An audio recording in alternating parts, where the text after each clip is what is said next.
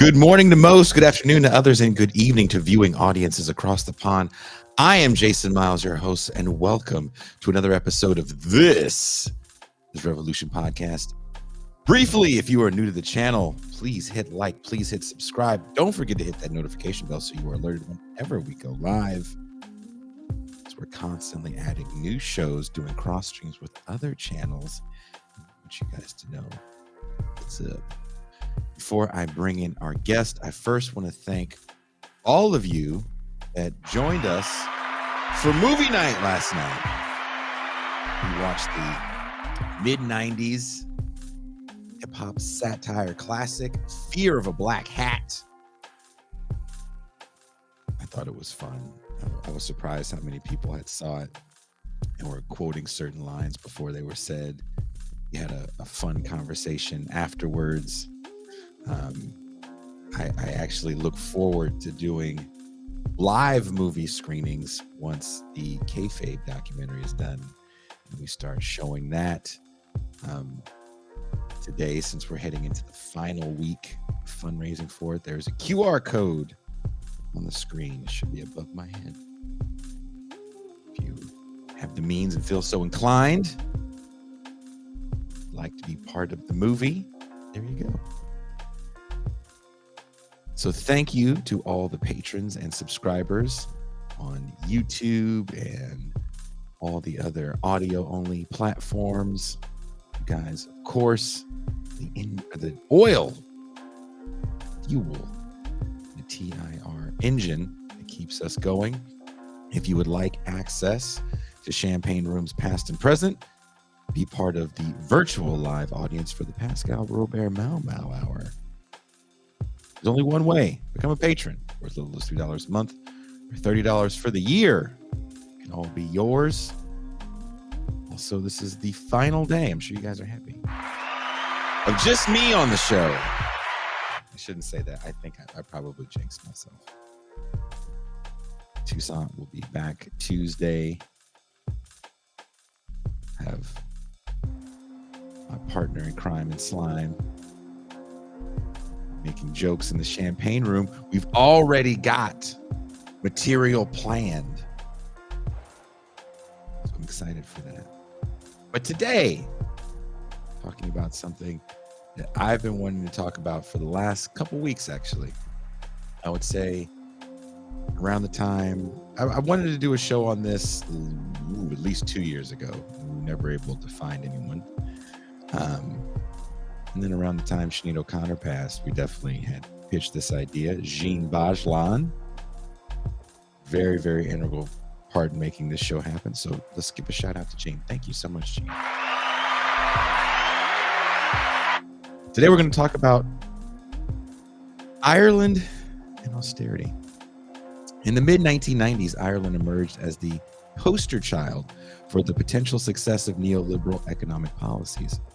Once referred to as the sick man of Europe, a program of tax cuts, deficit reduction, and deregulation adopted in the late 1980s seemed to have paid off with its high level of economic growth and its embrace of the knowledge economy. Earning a new title, the Celtic Tiger, it was not all smooth sailing. Irish growth slowed in the early 2000s with the dot-com crash, and Ireland's poverty rate remained slightly above the EU average. However, the 2008 global financial crisis hit Ireland's economy like a sledgehammer, the repercussions of which are still playing out in Irish politics. To talk about these issues and more, we are joined by Professor Nicholas Kiersay. Nicholas is a professor of political science at the University of Texas, Rio Grande Valley. His research addresses austerity, biopolitics, and the crisis of the neoliberal capitalist state. He is currently working on a book about socialist governmentality and the cultural political economy of the end capitalism. Please give a very warm welcome to Professor Nicholas Kiersay. Thank you. Thank you very much. How are you? I'm doing really well. Thank you. It's exciting to be on this show. I'm a long-time listener, first-time caller. Well, we were talking earlier, and for long-time TIR listeners, Yes. I think we had started calling it "This Is Revolution" at this point. Um, I interviewed your boss, Clyde That's right. Barrow, Clyde in Barrow. hiding in a secret room at a homeless shelter I was working at the time, That's crazy. trying to be quiet while interviewing Clyde Barrow. So this Yeah. will be fun. Yeah.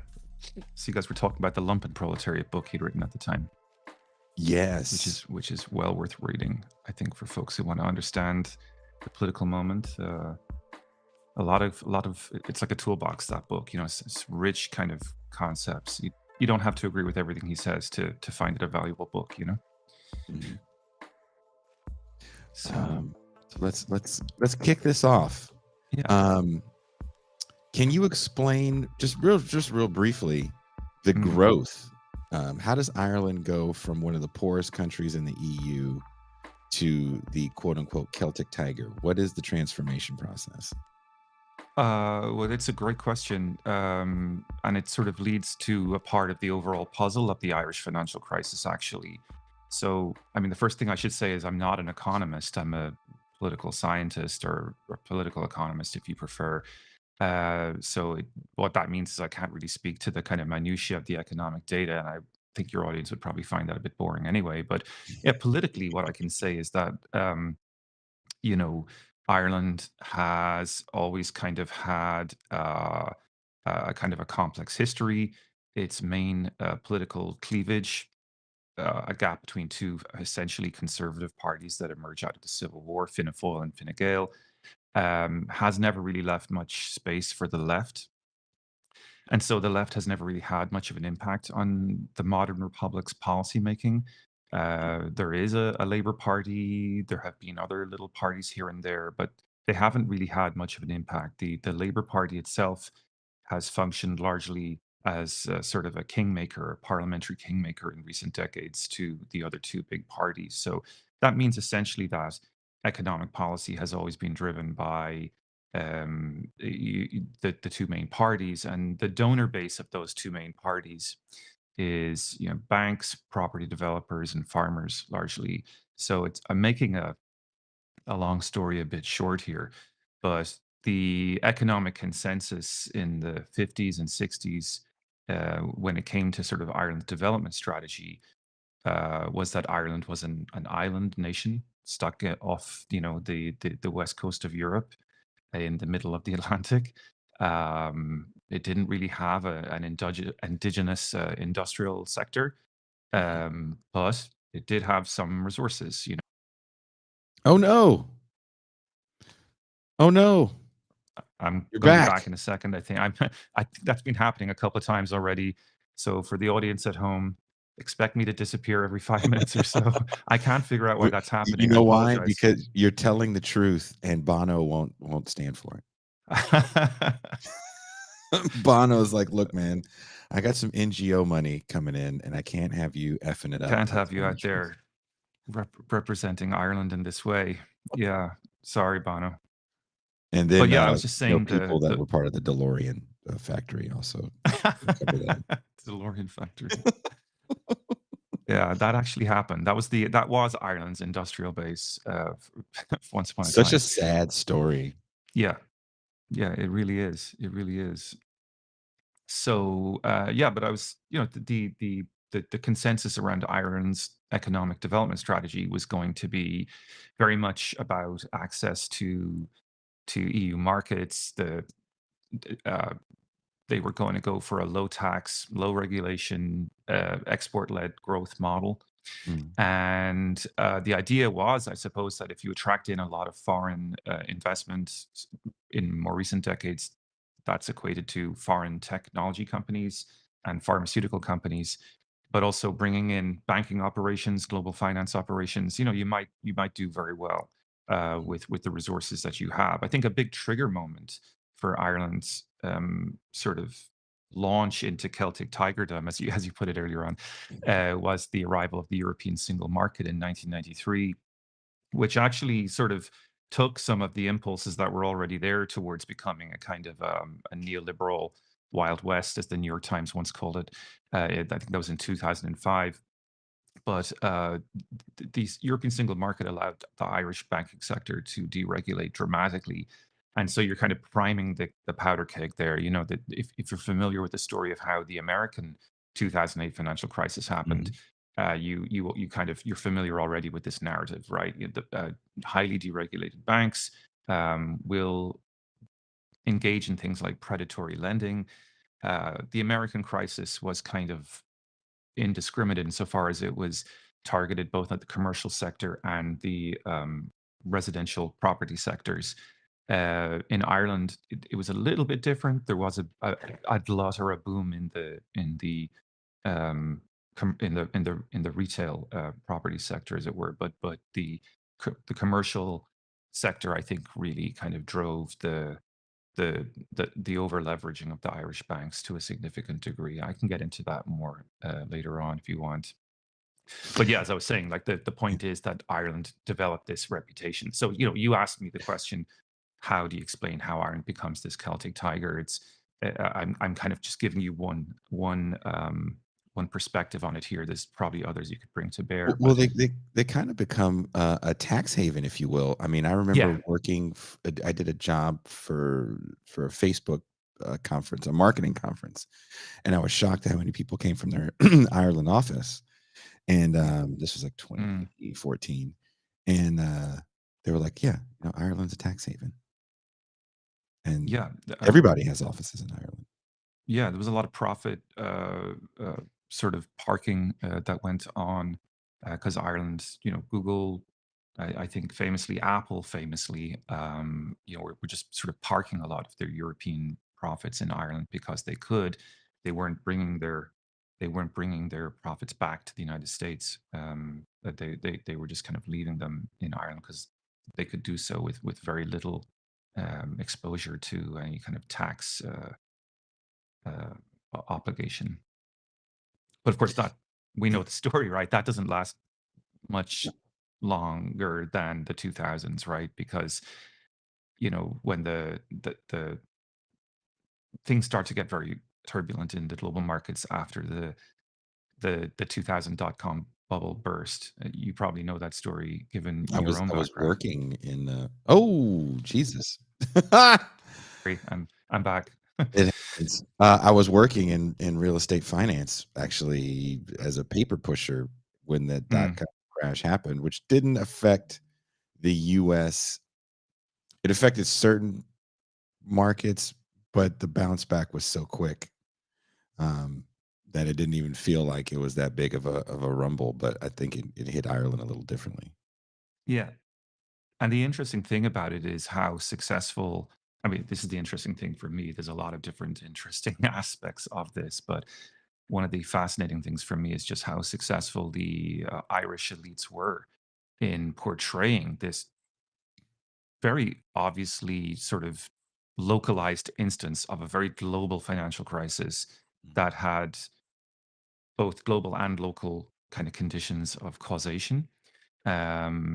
Locally, I think it's very, very clear that the Irish economy was led by elites who wanted to govern on the sly. Like what I said earlier on about Ireland never having an industrial strategy is critical here. Um, so, nevertheless, once the crisis kind of kicks in, Ireland had its Celtic Tiger moment, right? Those 15 Mhm. years or so of doing really well.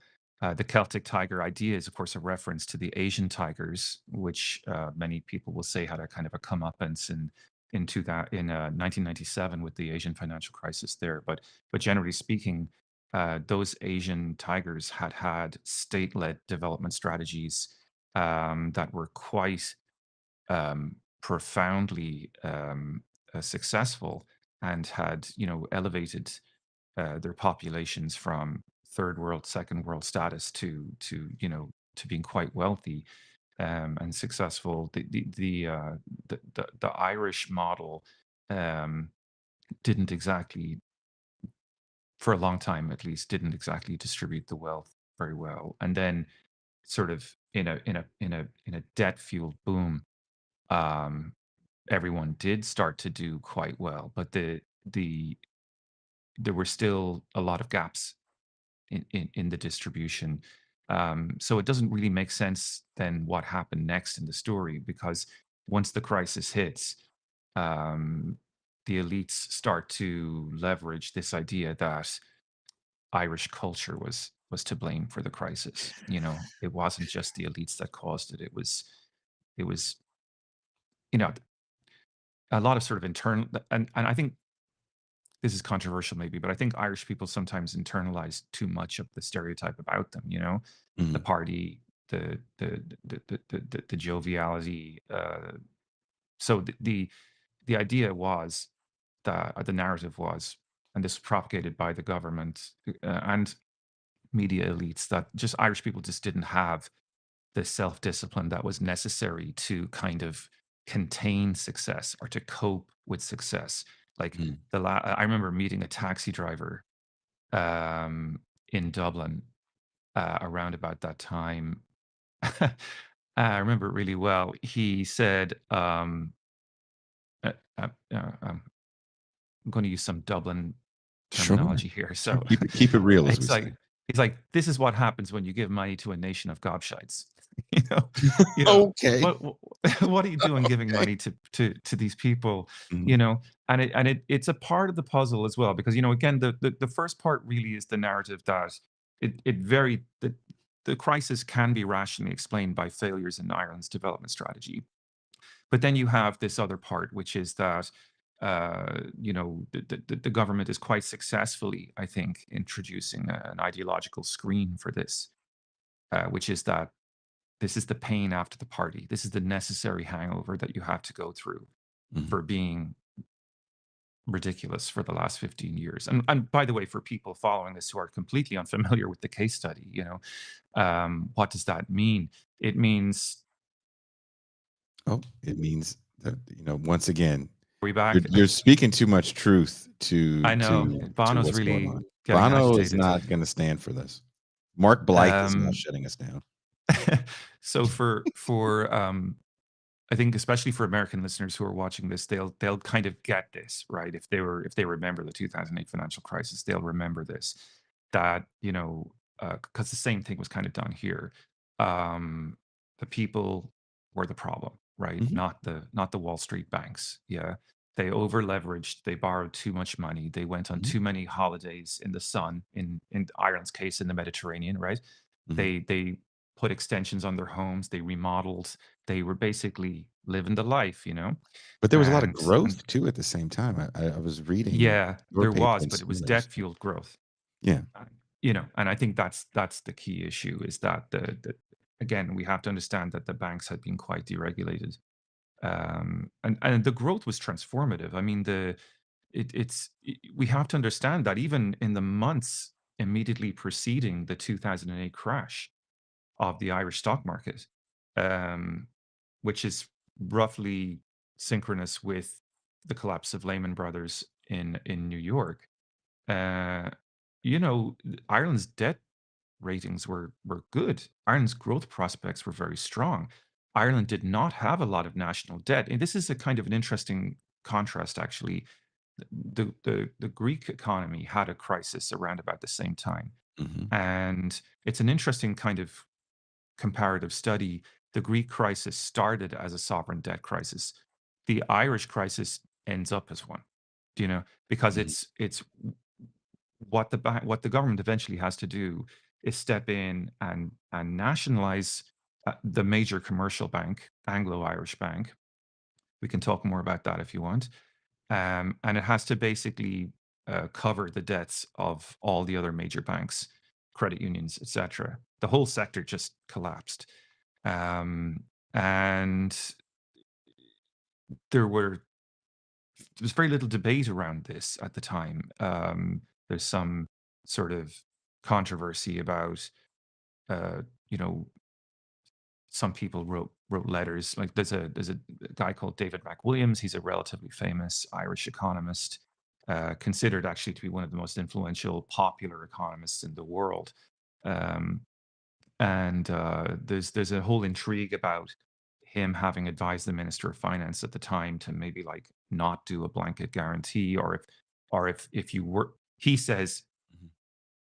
he was clear. I think if I remember this correctly, he says he was pretty clear that part of this guarantee, if a guarantee was issued, would be to follow the Swedish model, which involves taking in the bondholders who basically provide the capital to the banks, which they then lend out. That they would have to take a haircut too. That everyone would have to kind of coordinate, but kind of take the hit together. That's not what happened. Instead, the entire debt was transferred onto the sovereign book, and it became a sovereign debt crisis. So it's a little different to the Greek crisis in that sense.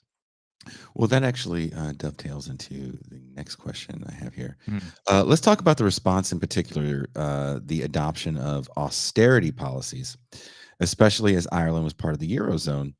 I think most listeners will be aware of how this crisis played out in Greece, as you were saying, and debates surrounding the role of Germany in imposing mhm. austerity on the country. How was Ireland's experience during this period of crisis?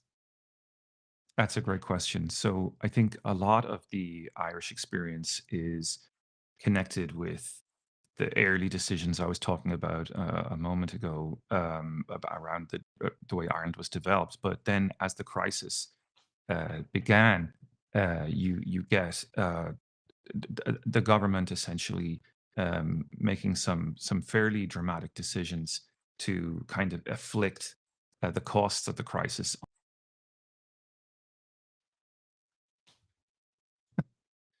Bam.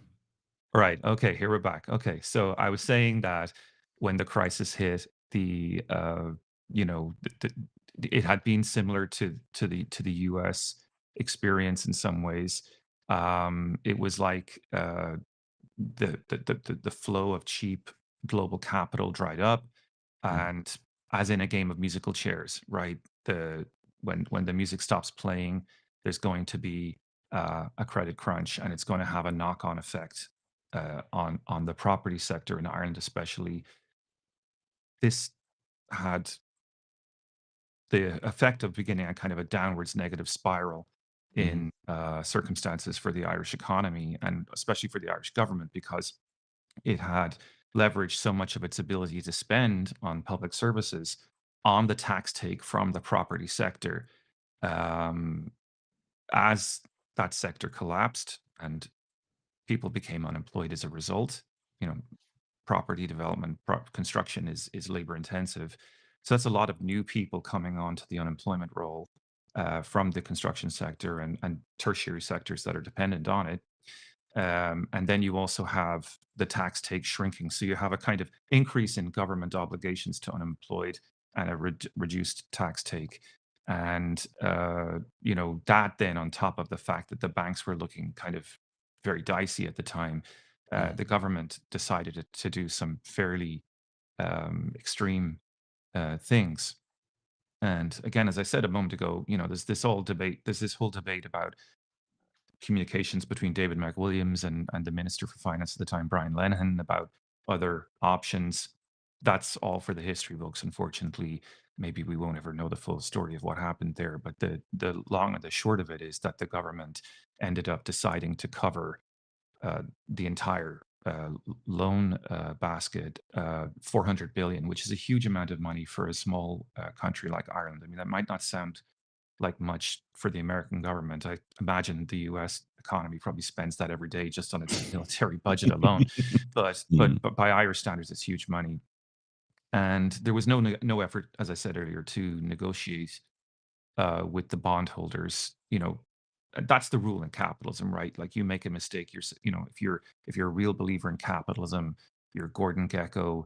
You make the mistake, then you eat the cost, and that's not what happened here. This was a kind of a weird, socialism for the rich kind of deal. mhm, So now the public justification for this is that the problem was so bad that if the government didn't guarantee the loans, the the Main Street retail banking sector would collapse, and there was probably some truth to that. Um, so obviously, measures did have to be put in place to keep the economy going. Um, this is all very evocative of like the debates around the TARP in late 2008 mhm. here in the United States. But the interesting move was that the government kind of slyly swept in the big commercial bank that I mentioned earlier on, Anglo-Irish, and in doing so, then they were explicitly acting not just to protect the bondholders, some of whom were Irish, many of whom were European, but also to protect the credit worthiness, as it were, of their main donors, which are the farmers and property developers. I was actually going to ask that. This Oh this yeah, seems like they're trying to protect, all this foreign investment that they've been getting for the last, at this point, probably almost yeah, 20 years. absolutely. So we could say a bit more sort of technically on this Mhm. about the creation of what what they technically they went on to create then what was known as a bad bank, or NAMA as it was called, the National Asset Management Agency. But the long and the short of it is the banks were effectively rewarded for their own gambling errors. And the government pretty soon realized, I mean, by 2010, it was very clear that uh, this At least it's brief. Whenever he gets shot down, it's brief. would be It's sad, frustrating. man. It's Uh, it used to um, happen to me when I first moved to Mexico all the time. So oh, I'm sorry. you're I fine. was thinking maybe it was my browser. I could maybe try in a different browser if you wanted. But the, Yeah, do you want to you do know, that? You want to put it on hold for a second? Try will a it different will it browser? damage your recording? No, Okay. look. I'm a professional. Hey. You're dealing with a pro here. You just go log out and get a new browser. That is totally fine because I have had to fill airtime numerous times. So it's not that big of a deal. Just go ahead and I will log you out right now, and you can come in through a new browser, and we won't have this. This is how we stop Bono's internet terrorism, because that's what it really is. Let's be honest. This is Bono mad at the world, and I think he's working in conjunction with Morrissey to stop the truth from coming out. Bono and Morrissey are working in concert to stop us from talking about Ireland. Tell everyone. Coming for you, Bono. We coming for you, nigga. I said it. I said it on the main show, Bono. What are you gonna do about it? Hmm? You gonna fucking stare at me with those stupid glasses on? Hmm? I'm just kidding. I don't know Bono. It would be funny if I got an email from him after this.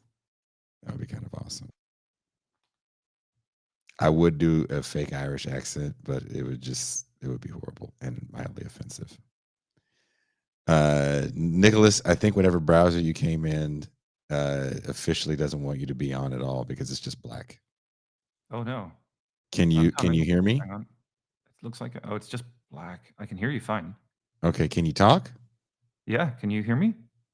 I can hear you. We can go with you and no screen as long as we get your I voice and feel we hear bad the now. truth That's come out. terrible.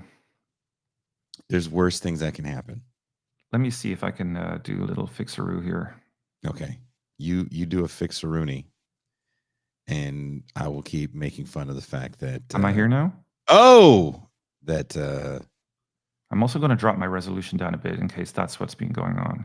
and then this is just the Irish ruling class that doesn't It want this. is. How's the sound? And You sound great. Everything right. is great. Okay, I dropped my resolution down a little bit, so maybe I'm not as high def as before, but it might be better. So where were we? I had just talked about the creation of the big Yes. NAMA bank, Yes. the bad Nama is the bank last thing to you said, and that was when yeah. it was like, nope. Yeah. So that the idea there was to create a bad bank that basically would be owned by the people, as it were, Mm. and it was going to be full of bad debts, full of underperforming loans. So nice thing to have on your balance sheet as a nation. Became pretty clear that the cost of this was going to be something in the vicinity of 70 billion, which Jesus. was again huge money for a small country. For real Uh, quick, what is the yeah. population we're looking at of Ireland? I think it's like in the Republic, I think it's just over 4 million now. Wow. Yeah, it's pretty small. Um, and on the whole island, I think you maybe have 7-ish. I'll need to check that, but I think it's 7 or maybe a little more. So, Is it one of um, those 'cause I never got to go to Ireland when I was in that region touring some time ago. I was actually told not to go there. you were told not to go there. Yeah. Yeah, they're like, By "Don't." whom? I'll have words with them. Alright, the label we were with at the time was like, "Ooh, don't know about that." Huh.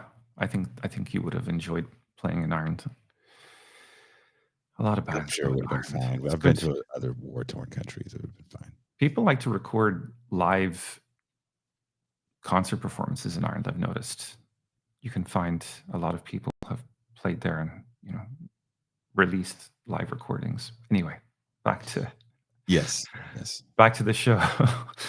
um, so the Germany aspect of Yes. your question is interesting here because, and I think not incorrectly, a lot of Irish left-leaning media made a big deal about how austerity was being imposed on Ireland by the Troika, because of course Ireland has to turn to the Troika. Then this 70 billion on the balance sheet is not something the country is going to be able to fix on its own. So there's going to need to be a bailout. The bailout's going to be conditional, but um, you know, the interesting thing about that is it's not strictly true that the austerity was mandated solely by the troika even before 2010. Through late 2008 and into 2009, the Irish government had been imposing its own austerity. They had already put into place a strategy to cut 32 billion out of the economy, and I think Wow. they had achieved already about half of that by the time the troika arrived, and they did it largely. This is important, right? They did it largely by targeting public servants. Um, they introduced a major pension levy, I think 7 or 8% or something like that, on Irish public servant pensions. They cut their wages at varying rates, but generally between 15 and 20%. So every public sector worker in the country got a fairly major pay cut. Even law And then enforcement. I think about, hmm? Even law enforcement. I believe so, actually. And then 30,000 were laid off. That's Well, massive. maybe the law enforcement might have been, someone in the chat can correct me on this, but um, I think definitely they had their pay frozen. This is insane. I mean, levying pensions is frightening. Yeah, it really was. And I think people are still dealing with the aftermath of that. And they're privatizing, certain social resources. Were they able to privatize the water as well? Well, we can get to that Oh, sorry. later Sorry if on. I'm skipping You're sorry if you're I'm fast skipping ahead. no, no, no, you're fast forwarding to 2014 now with Sorry. that question. I think there's a couple of things to just address Mhm. before we get into that territory.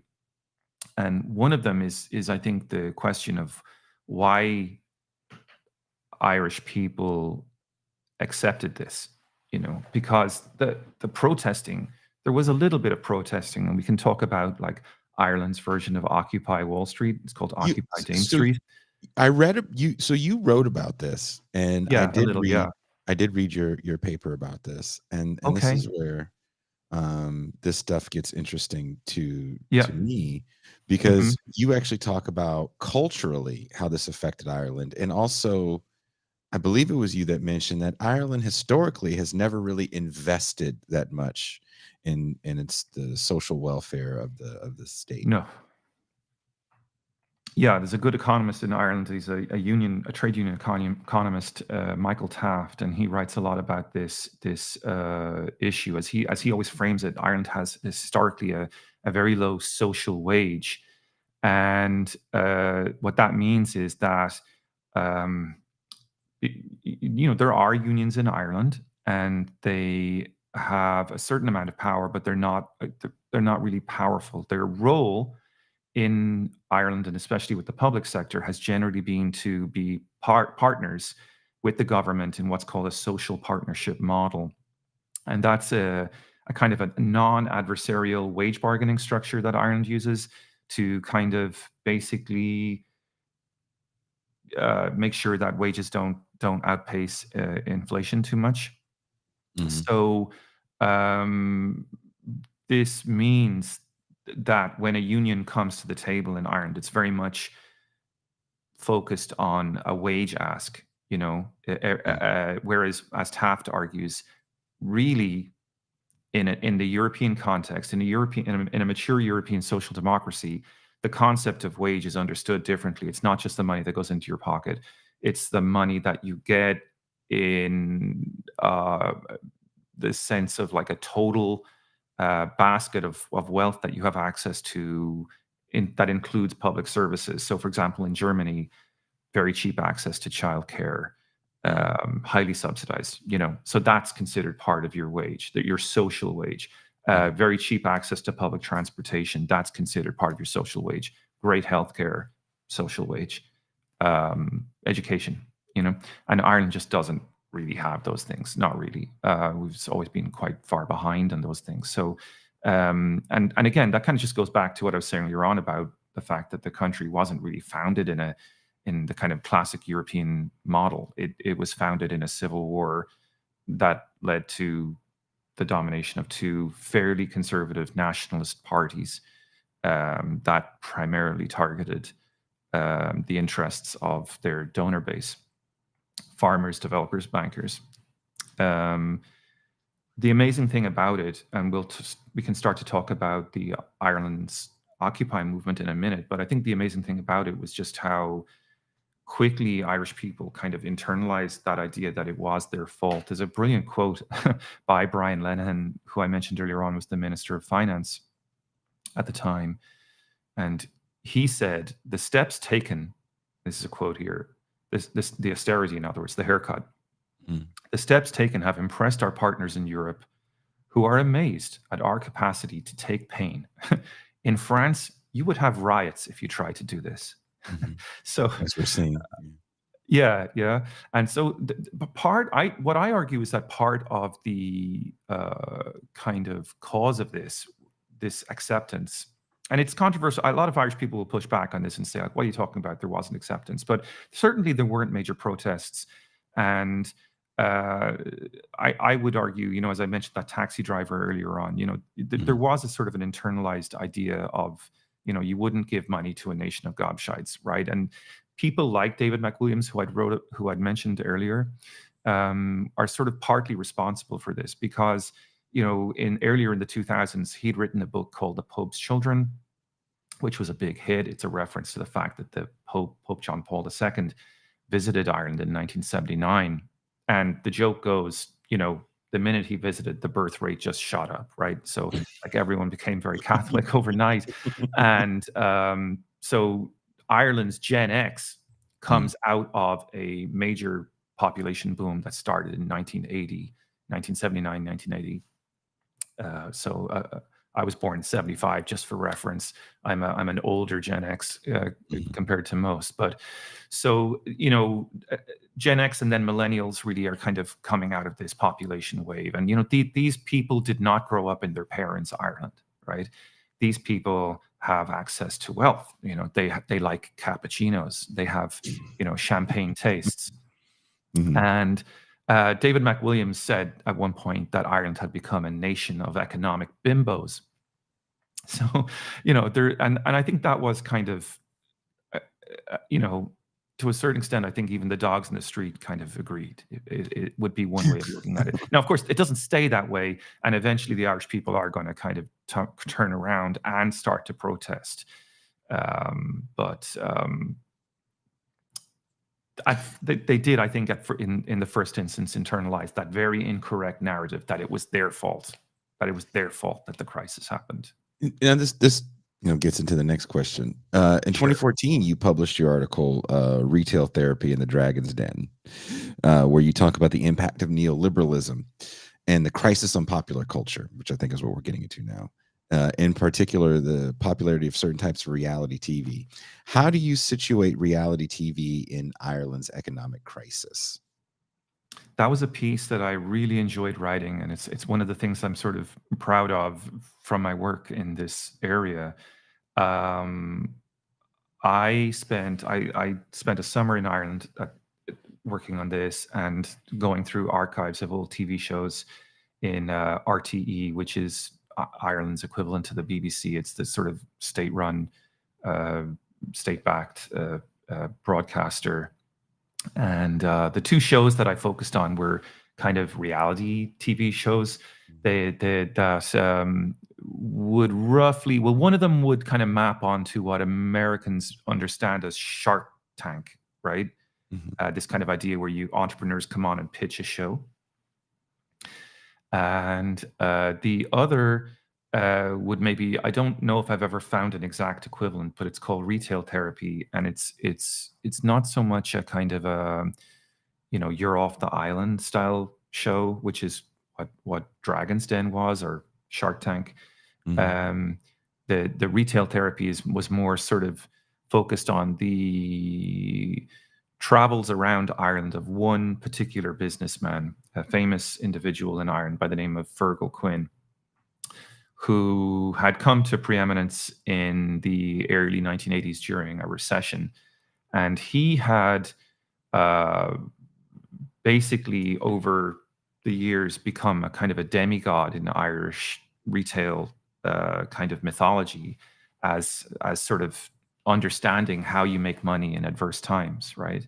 Mhm. And the interesting thing about it, and I argue that this points to a really complex problem or paradox in neoliberalism, because when we think generally about the neoliberal subject, the person that many people will invoke and the person that comes to mind is Gordon Gekko from the movie Wall Street. Greed is good, It is good. Yeah. right? And certainly, I think that mantra of greed being good was powerful in the circumstances of the Irish financial crisis. And you can see that, I argue, you can see that very clearly in the show Dragon's Den. It just models it all the time. These are like macho, hard hitting, very expensive suits. These are Ireland's wealthy, five wealthy people in Ireland, very wealthy, sitting on a panel with a stack of their own money, their own euros, like on a table right beside them. And these entrepreneurs Jesus. come in and try to pitch their ideas, just like in Shark Tank. And it's brutal to watch it, because they're very mean often to the punters who come on. Mhm. And they're mean even to themselves. Like, they stab each other in the back to try to invest in some of these things. Like, they'll publicly mock a certain investment to try to like knock everyone else off the scent. And then Mhm. they'll kind of sneak in and go like, hey, I'll give you like, $1 million for 40% or something. So it's a lot of wheeling and dealing. It's very cutthroat, it's very aggressive, very Gordon Gekko, you know. But what I argue is that that doesn't really tell us the full story of neoliberalism. And I think there's some Marxist literature that really helps here. I at the time was reading a lot of Hart and Negri, who maybe some listeners will know as kind of, as my boss always says, there's post-Marxism and post-Marxism. Yeah, so these guys are more like um, they're like more like Marxists after Marx. They're not anti-Marxist, Hart and Negri. One of the things I think they're really great on is discussing the concept of post-Fordism, and I think it's a commonly misunderstood concept. Um, Post-Fordism is about the valorization of our lives and our passions and our authenticity, um, and it's about kind of trying to get us to, I'm writing about you that know. now, so I'm loving this. Oh, you are? Yeah. Milli Vanilli is what I'm using to explain post-Fordism. Oh, that's brilliant. I want to read that. All right. Um, so, in my mind, one of the great examples of the post-Fordist subject is, I guess this person doesn't exist anymore, but it's an old example, is the sex chat phone line worker. Mhm. And I guess there's a Spike Lee movie about, I think it's Girl Six. Girl Six, That yes. I think I'm right about that. Yeah, that makes sense. So that doesn't really exist anymore, but it did exist in the 90s. And the idea, of course, is that, as Paolo Verno argues, that you need the subject of the post-Fordist economy, maybe it's in distinction to the neoliberal economy, right, is the virtuoso, the person that can adapt to circumstances, and the person that can kind of improvise around the emotional needs of the client. Mhm. And so what was really fascinating about using that literature to look at the Irish case was how, in this particular show, Retail Therapy with Fergal Quinn, he wasn't going around the country telling people to be Gordon Gekko, right? Instead, he was telling them, like, look, if you want to get through this crisis, you have to sell people your story, right? You have to be interesting. You're not just selling a commodity here. You've got to get out of the idea that you're just selling fruit and veg in this shop. You're gonna, and it's funny, Instagram wasn't around yet at Mhm. this point in time, but you can kind of see the hustle kind of idea. You're selling your authentic self, and people are going to come to you because they believe in you, right? They don't just want to buy your commodities. They want to have an experience, right? And Experiential so for marketing. Yeah. yeah, and so there's a classic episode where there's this woman, her name is Biddy, and she's running a flower shop right in the heart of Dublin, like in the old school part of downtown Dublin, Mhm. where it's called the Liberties. And, you know, some of the people who've been living there have been there, 4 or 5 generations or something, right? Like it's considered the old stock of Dublin. And Fergal Quinn, and you know, he goes there. It's like, this is the people here are the loveliest people in Ireland, and this kind of stuff. And it's true, they are.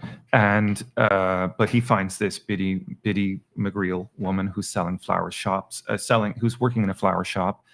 And it turns out it's like she's the third generation working in this flower shop. Mhm. And she's losing her edge, right? Because the crisis is hitting her hard. A lot of the big kind of corporate gas stations are now moving into the fresh flower market. You can go and buy flowers pretty much anywhere in Ireland. So what's she going to do? What's her value added, right? And I think this is kind of the stake. To me, this is just to get to the point here. If you want to ask me, like, what's at stake in Irish austerity, it's not just that people had to tighten their belt, but that people literally had to dive into their very lives to pluck out from themselves this performance of this heroic subject, this subject with a story. So this episode captures this very well for me. The kind of investment decisions this woman had to make as she rebranded her entire operation. Already kind of going out of business. She had to put new logos on her van. She had to do new stationery for her shop.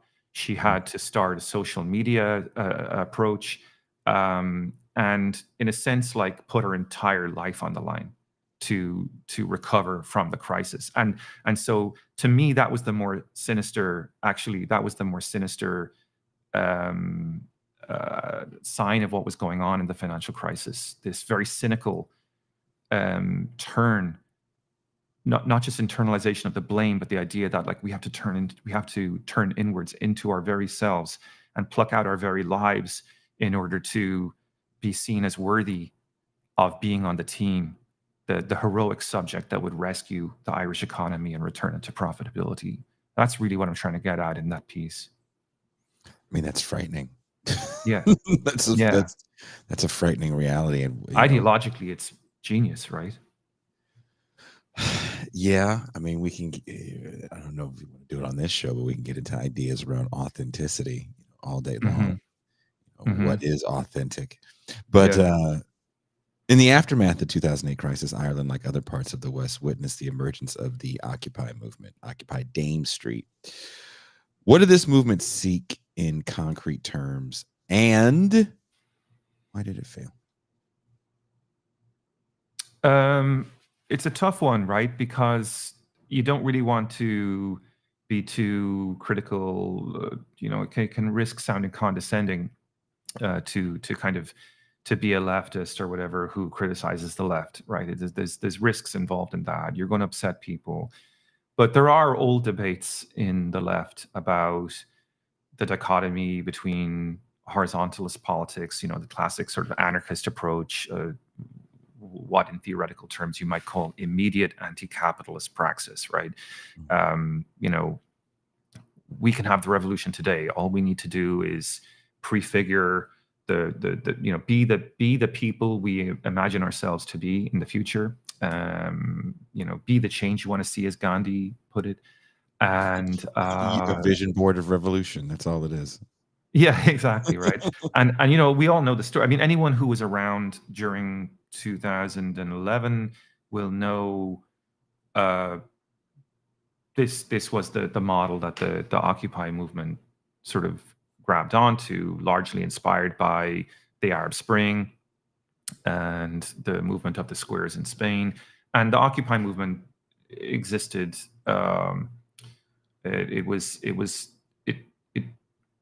It popped up everywhere, basically, as Paul Mason argued. It kicked off everywhere, and in a sense, great, right? That was good. It was good to see people coming into the streets, protesting, showing that there was an alternative way of living. But I like to turn to Rosa Luxemburg a little bit here, because she's kind of good on this. Marxists are often very critical of anarchists for their short-term strategy, right? Marxists will often tell you, no, it takes a long time to change people's minds. People are habituated into capitalism. They feel, even though it's not in their interest in the long run, they feel safe on a day-to-day basis just going by the rules, right? The other person will get fired, not me. It's this kind of idea. So Rosa Luxemburg tries to sort of, in her approach to socialist strategy, and on this question, she talks about the general strike in a way that kind of walks a fine line between these two perspectives, the immediacy versus the long-term strategy. And what she says about the general strike is that the proletariat has to steep itself in the living political school. This is a quote, by the fight and in the fight, in the course of constant revolution. And what she's sort of saying here is that the general strike, when we all go out on the streets and we all protest, it's kind of a laboratory, for the culturing and the cooking up of militant subjectivities. And I like the Occupy movement for that reason. I think it had a good laboratory moment. I think it led to, later on, the Bernie wave and things like that. And we can talk in the Irish context about, what that might look like vis-a-vis Sinn Féin in later on in our discussion. But what I think went wrong with the Irish Occupy movement, and there's a brilliant Irish emeritus scholar on this, Helena Sheehan. She would be a good person to get on your show, actually. She was there. She spent a long time living in America and sort of experienced in the sort of revolutionary fervor of the late 60s and 70s. She a highly connected person in that moment. She sat in on a lot of the Occupy Dame Street, and I actually interviewed her for this chapter, for this article. And it became very, very clear talking with her that the Occupy Dame Street was definitely more anarchist than it was Marxist, right? In fact, they even went so far as to prohibit the participation of organized Marxist or Trotskyist parties in the movement. They were going for a very kind of big umbrella kind of approach to try to make Occupy Dame Street seem like it really was by the people and for the people, whatever that means, right? It's a floating signifier, as the academics always like to say, right? I love that phrase, floating signifier. It means everything to anyone, like Mhm. whatever you want it to mean, that's what it means. It can be a movement for feminist emancipation, if that's what you're into. It can be a movement for, post-colonial liberation. It can be solidarity with Arab Spring. It can be kind of anti-capitalism if that's what you're into as well, or it could be maybe all of these things. But in a sense, Occupy Dame Street failed because it could not connect with power, right? Because it stretched itself thin. It was only an inch deep, to borrow a crude phrase, and it could not connect with pre-existing party structures that had bureaucracies that would have given it longevity, right? The same thing happened in the United States. Um, and so what I argue in that piece is like what was at stake in that, and um, I offer some commentary on some of the rich characters and personalities that kind of emerged in and around Occupy Dame Street and what they were sort of fighting for.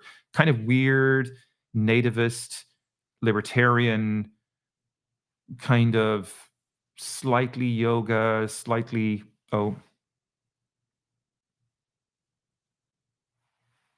am I here? Yeah, you're here. You didn't get cut out. Okay, it told me I got disconnected again, No, no, even no, though. no, no, no, no. You're Okay, still here. good. Sorry about that. Uh-huh. So, yeah, you ended up getting a lot of this kind of, so Occupy Dame Street, just to put it in people's imagination, was an encampment that had been set up on a plaza outside the front of the Irish Central Bank, the ICB, right in downtown Dublin.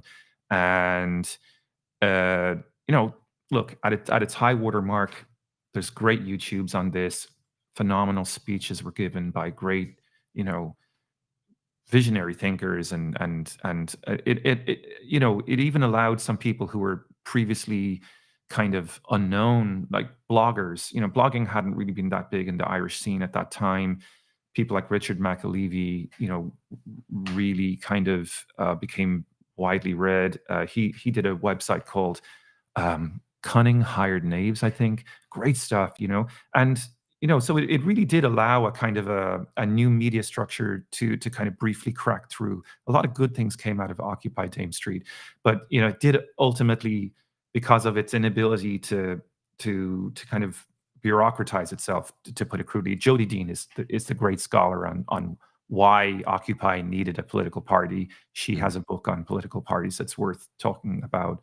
Um, and if this is a classic textbook example of that problem. So you end up having these sort of nativist kind of people wanting to turn to Brehon law, go back to sort of the old Celtic legal system, and you're just like, I don't think anyone's going to vote for that, brother. Like I don't really see people go, I don't see a genuine political movement emerging around that just now, actually. Because people are kind of busy trying to get the bread and butter issues sorted Yes, out. They're yes. hungry. So there you go. That's your Occupy Dame Street for you. It sounds a lot like what happened here in the States, though. Yeah, it was. Yeah, yeah, yeah.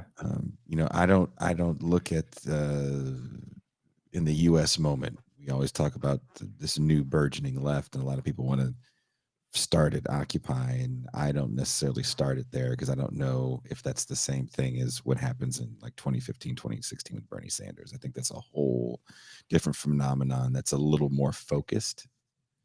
Um, Mm, and mm, with the first part of Occupy, there's just so many different types of people in there, and no one's really talking or saying the word socialism. And you're talking about in right. the Irish context, it sounds It was extremely almost like it was forbidden. The word still. socialism. Yes, Yeah, yes, I it think was so. still a Yeah. forbidden. It was a bad word. You have a lot more anarchists in there. Mm, Conspiracy theorists and anti-vaxxers and people that will later become Jan 6th. You know, cats storming the Capitol. It's the mm. easiest thing to do is be anti something, you know, anti the state. Yeah. That's hippies in Some a people. nutshell.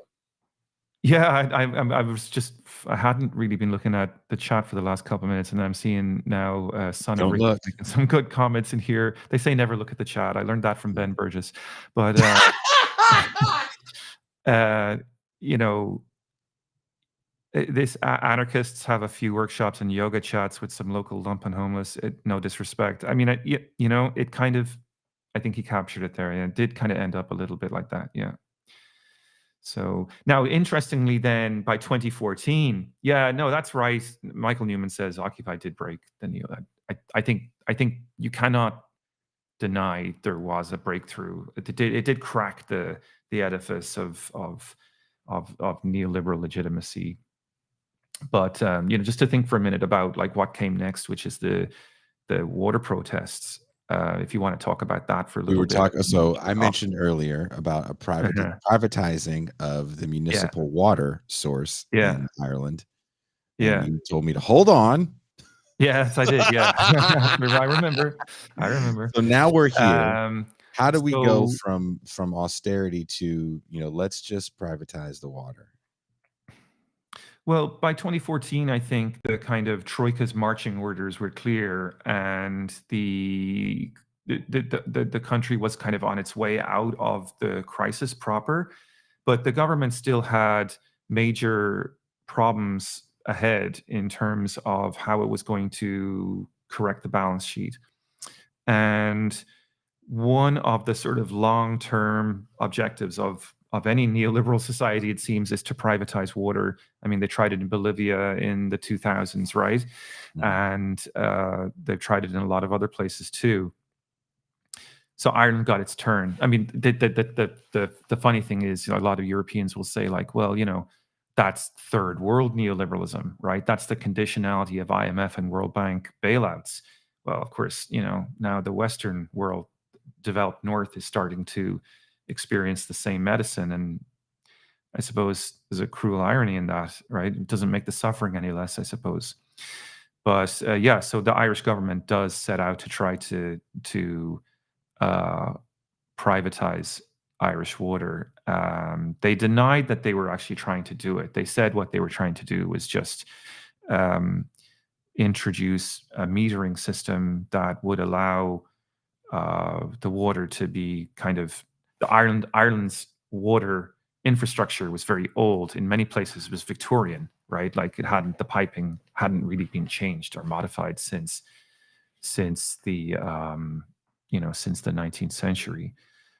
So it was leaky, and in a modern industrializing society with a growing population, you need your water system to not be leaky, right? Were they having the So same this, problems that we have? Sorry to interrupt you. Were they having the please same go ahead. problems that we have here in the States with like antiquated systems to get water to homes? So, you have situations like Flint where you have undrinkable water, or that wasn't the case? Y- Uh, a little bit of that, yeah. There's definitely been some. What the a lot. If you mention the phrase in Ireland, boil notice, people will know what you're talking about, right? I mean, Oh, they wow. have been more commonplace in the recent years than you would think they should be.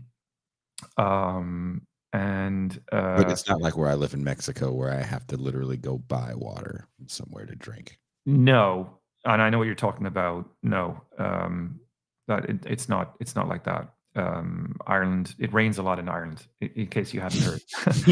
And there's plenty of water. That's not the issue. The issue is the cost of delivery. You know, so the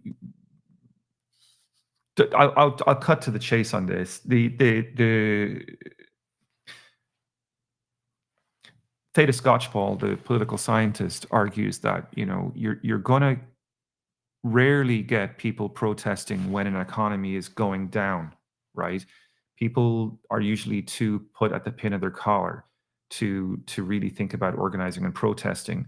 Where you start to get protests in a democracy about economics is when you start to come out of the slump, right? It's on the way back up because people can start to see interesting things at that stage, right? You've hit the bottom, the only way is up, but you also start to see different parts of the society are going up at different speeds, and the sense of unfairness starts to become apparent.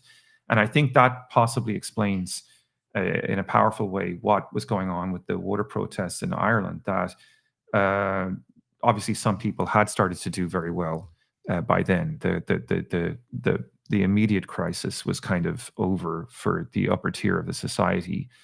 And so for people at the bottom who had their mortgages shifted from, what were known as tracker mortgages to, to sort of free floating mortgages, these people had been promised reasonable interest rates, and we're now finding that the deal had changed because the bank ownership had changed, things like this.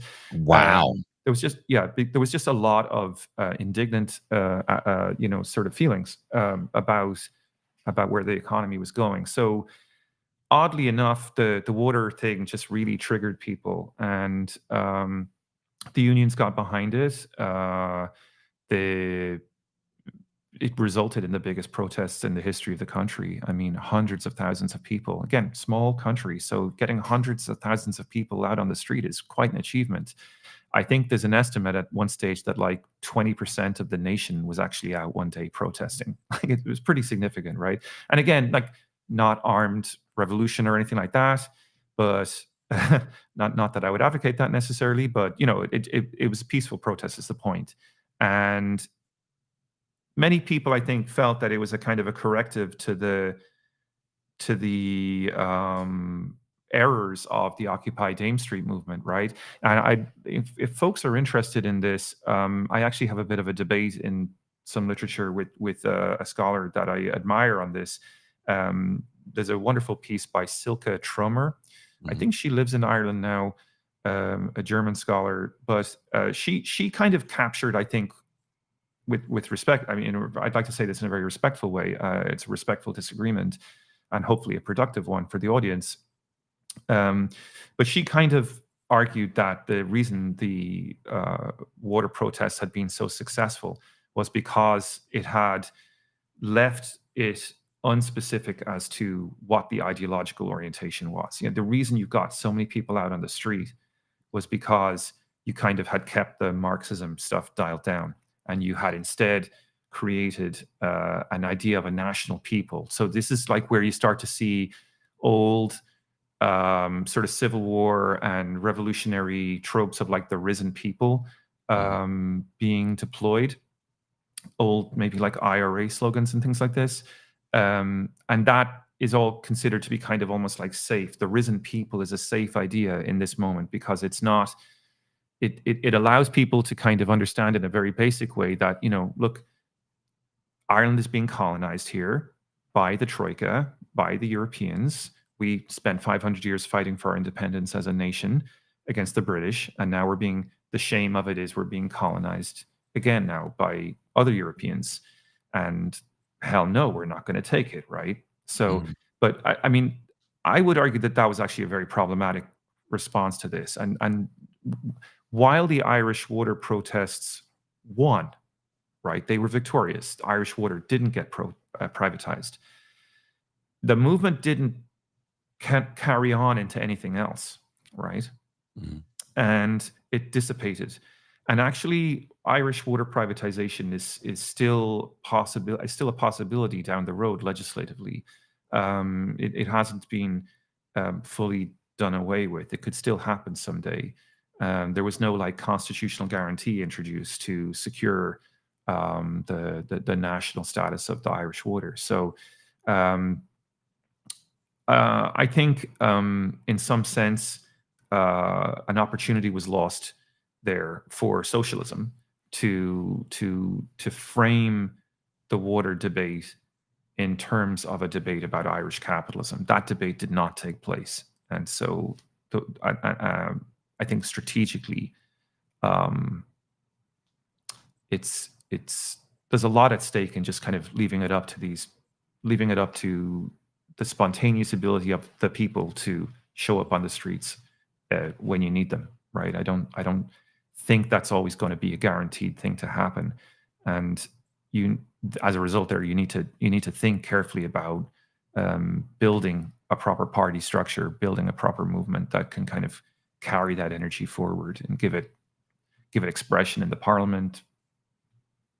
Has Sinn Féin been able to That's where we go capitalize? next. Yeah. Yeah, so they're able to capitalize on this kind of Irish Mhm. nationalism, if you will, moment of the Yeah. people So I rising. think good question. This is where I will confess I'm not, I'm not studied up on where Sinn Féin is these days, or the minutiae of Irish, parliamentary politics. So take some of this with a pinch of salt. But Mhm. the next election after the water protest was 2016, and Sinn Féin did do very well there. It got 23 seats, which is a fairly significant increase compared to what it generally would have had before, which is like 3 or 4 seats. Mhm. And the question in everyone's mind was that a freak occurrence or not? Now, one of the interesting things at that stage, and I don't think it's a question anymore, and I'll explain why, but it was a question at this time, is was Sinn Féin going to be able to enter into some kind of electoral strategy in combination with Ireland's fragmented Trotskyist left, right? Because Ireland has like a lot of political parties on the left. There's obviously Sinn Féin nominally is a lot of people see it as a left wing party, but it's not its primary kind of association. I think might be better to kind of call it a working class party in some ways. Okay. Definitely has nationalist background. Definitely has associations with a, a social conservatism, actually, historically. So that's something to keep in mind. This is not a sort of a modern millennial left party by its nature, although it has become more like that in the recent electoral cycle.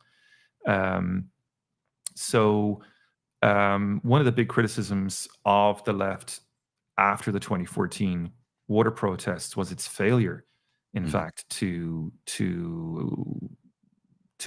cohere itself Mhm. into an electoral strategy for that 2016 election. Sinn Féin obviously rode the wave, did brilliantly.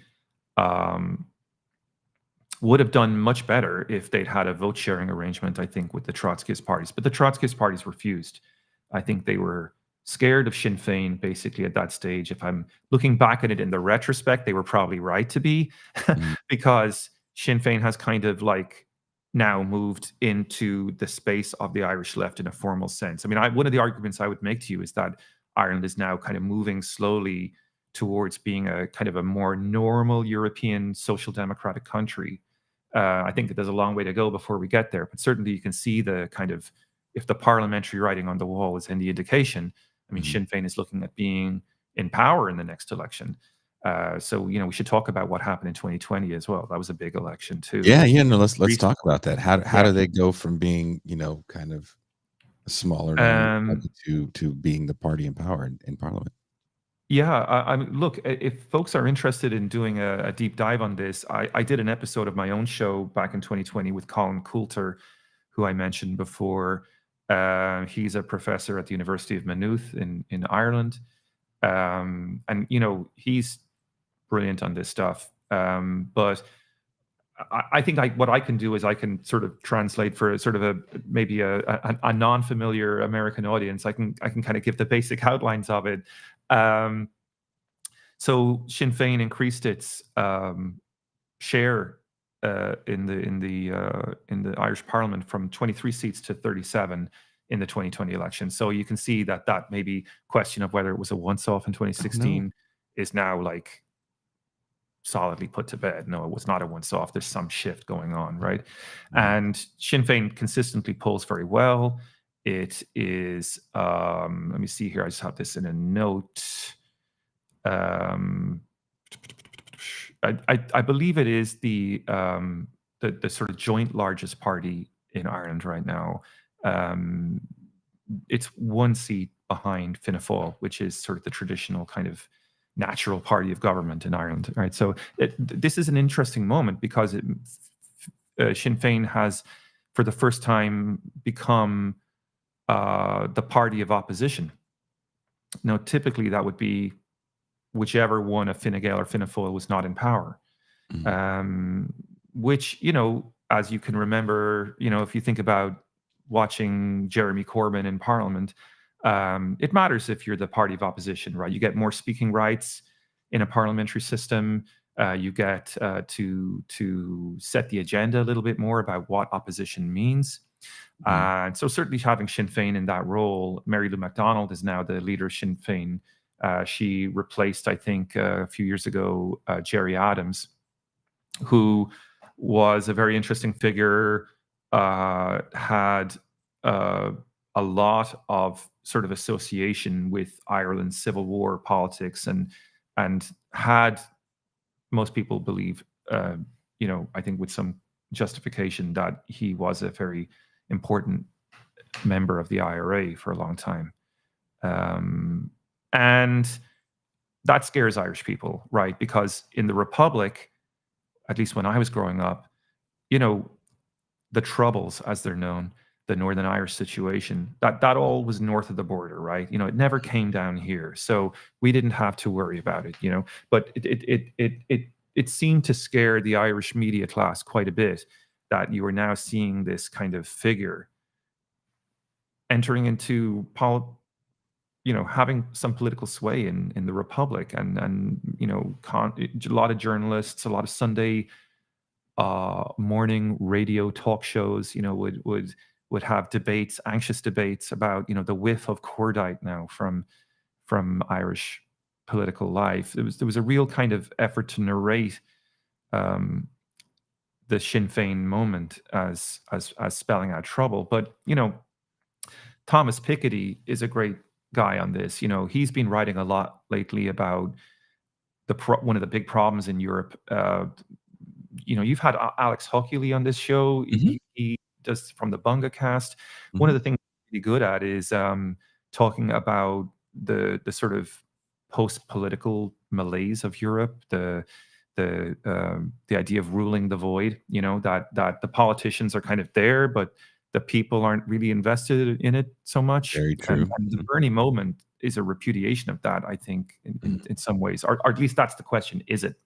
Are we going back? Are we at the end of history, as they like to put it? And that's the question they ask. I think they think we maybe are, but the jury is still out. Sometimes I think that, and then I walk outside, and then I'm reminded that we're not. So, Well, you might be interested in this. So Thomas Piketty has a contribution to this debate. He doesn't use the term terminology that they use. They'll talk about the professional managerial class and things like this. He calls that the Brahmin class, right? And he says that the Brahmin class is endemic in Europe, right?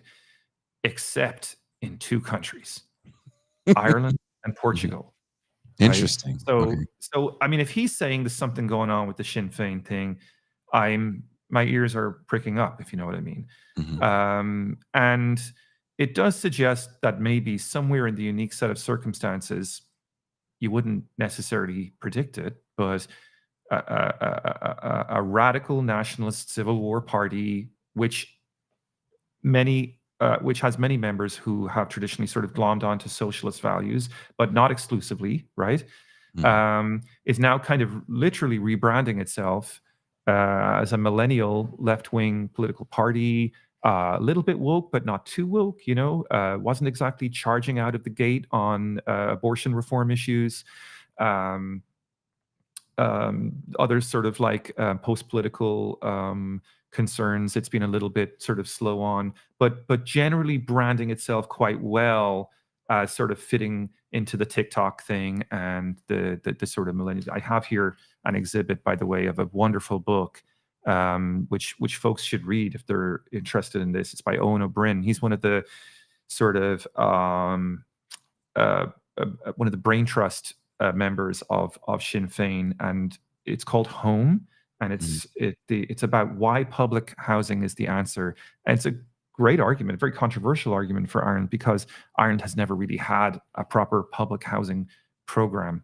So think about what Piketty's arguing here, right? How do you fight the Brahmin left, right? The Brahmin left is the Hillary Clinton left, right? It's the left that's only digging us deeper into the post-political moment. And as Hockley and George Hoare and Phil Cunliffe always argue, this is the problem, right? If we keep doing the Brahmin left thing, we're going to get anti-politics, right? Which is the kind of, I don't care who I vote for so long as they burn this shit down, Yeah. right? It's the Donald Trump vote, right? And Clyde's Lumpen book is interesting on that as well, that we talked about at the start of the show. The burn it down vote is the problem. Now, in Ireland, you don't really have a burn it down vote yet. Ireland historically has not really had, and this is, I don't know why. I genuinely don't know why, but there has never really been a far right in Ireland. There's social conservatism and fiscal liberalism, you might say, right? But I mean liberalism in a not in an unturned sense of progressive Keynesian economics, but so you don't have a fascist coterie in Ireland, an emerging fascist coterie. I think there might be a couple of people that would say not so fast. Maybe we're seeing it now, but I still think even if it's there, it's very culture worry and not really significant as a political force. Certainly not like in the United States. So we haven't quite hit the anti-political threshold yet that the Bunga guys are warning us about. And one of the reasons why that might be so, and I'm totally speculating here, and we won't know the answer for another couple of election cycles, I think. One of the reasons to sort of be optimistic is that, as Piketty says, Sinn Féin have figured it out, right? They figured out how to not be the Brahmin left, how to still stay focused on those hard, fast material issues, right? And how to get them to connect with millennials in a way that makes sense to them, that doesn't seem like maybe sort of crusty, fuddy-duddy old Marxist stuff, or that actually seems powerful and dynamic and framed in a social justice kind of narrative.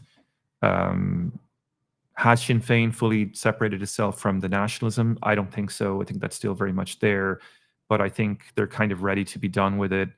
It's just the question is, part of their electoral base is still mired in that, especially the older generations. And so it's kind of like the problem of the ANC in South Africa. Maybe that's not a great comparison, but the ANC had to distance itself from its past to broaden its electoral base generationally and in terms of class and race and everything, right?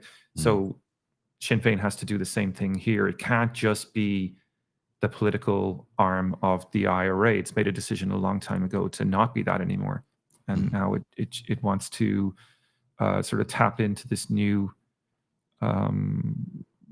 wave of energy for it. I don't have a crystal ball. I can't tell you what the next election will hold for them. But the big problem, of course, is that Fianna Fáil and Fine Gael together strongly outweigh the even if Sinn Féin was in an alliance with the other left-wing parties in the Green Party in Ireland, they still wouldn't have enough juice to get over the line in the Parliament, because the two old conservative parties are standing shoulder to shoulder. They're in a power sharing arrangement, and that's going to continue because I don't think Fianna Fáil or Fine Gael are coming back, right? But the question is, how much more can Sinn Féin grow its base? If those two mainstream parties continue to shrink, they will probably merge at some point, but that could be 10, 20 years away. And in the meantime, Sinn Féin, I think, will still continue to articulate a material left agenda. They will play identity politics a little bit because they have to. They come out of that, right? Nationalism is a form of identity politics. And there will continue to be intrigue around that, because one of the big questions that's going to come up is the border poll, right? Should Northern Ireland and the Republic still be separate entities? The British during Brexit have thrown Northern Ireland under the bus. Boris Johnson, decided to create a trade border between, there Yeah. used to be continuous flow of goods and services between Northern Ireland and the island of Great Britain. And that's not the case anymore. And I think a lot of even Northern Irish unionists slash Protestants are starting to see their economic future maybe being more. Well, how does Brexit then affect the idea of a unified Ireland? And I know you're not in Ireland right now, but No, I'm in what Texas. what is that is so not Ireland, and the part of Yeah, Texas you're in is so not Ireland. it really is. Um, Yeah. yeah, you are Ireland for probably that whole region. I've got the little flag outside my veranda here. Yeah. Um, how does Brexit then affect the idea of a united Ireland? Does it help at all?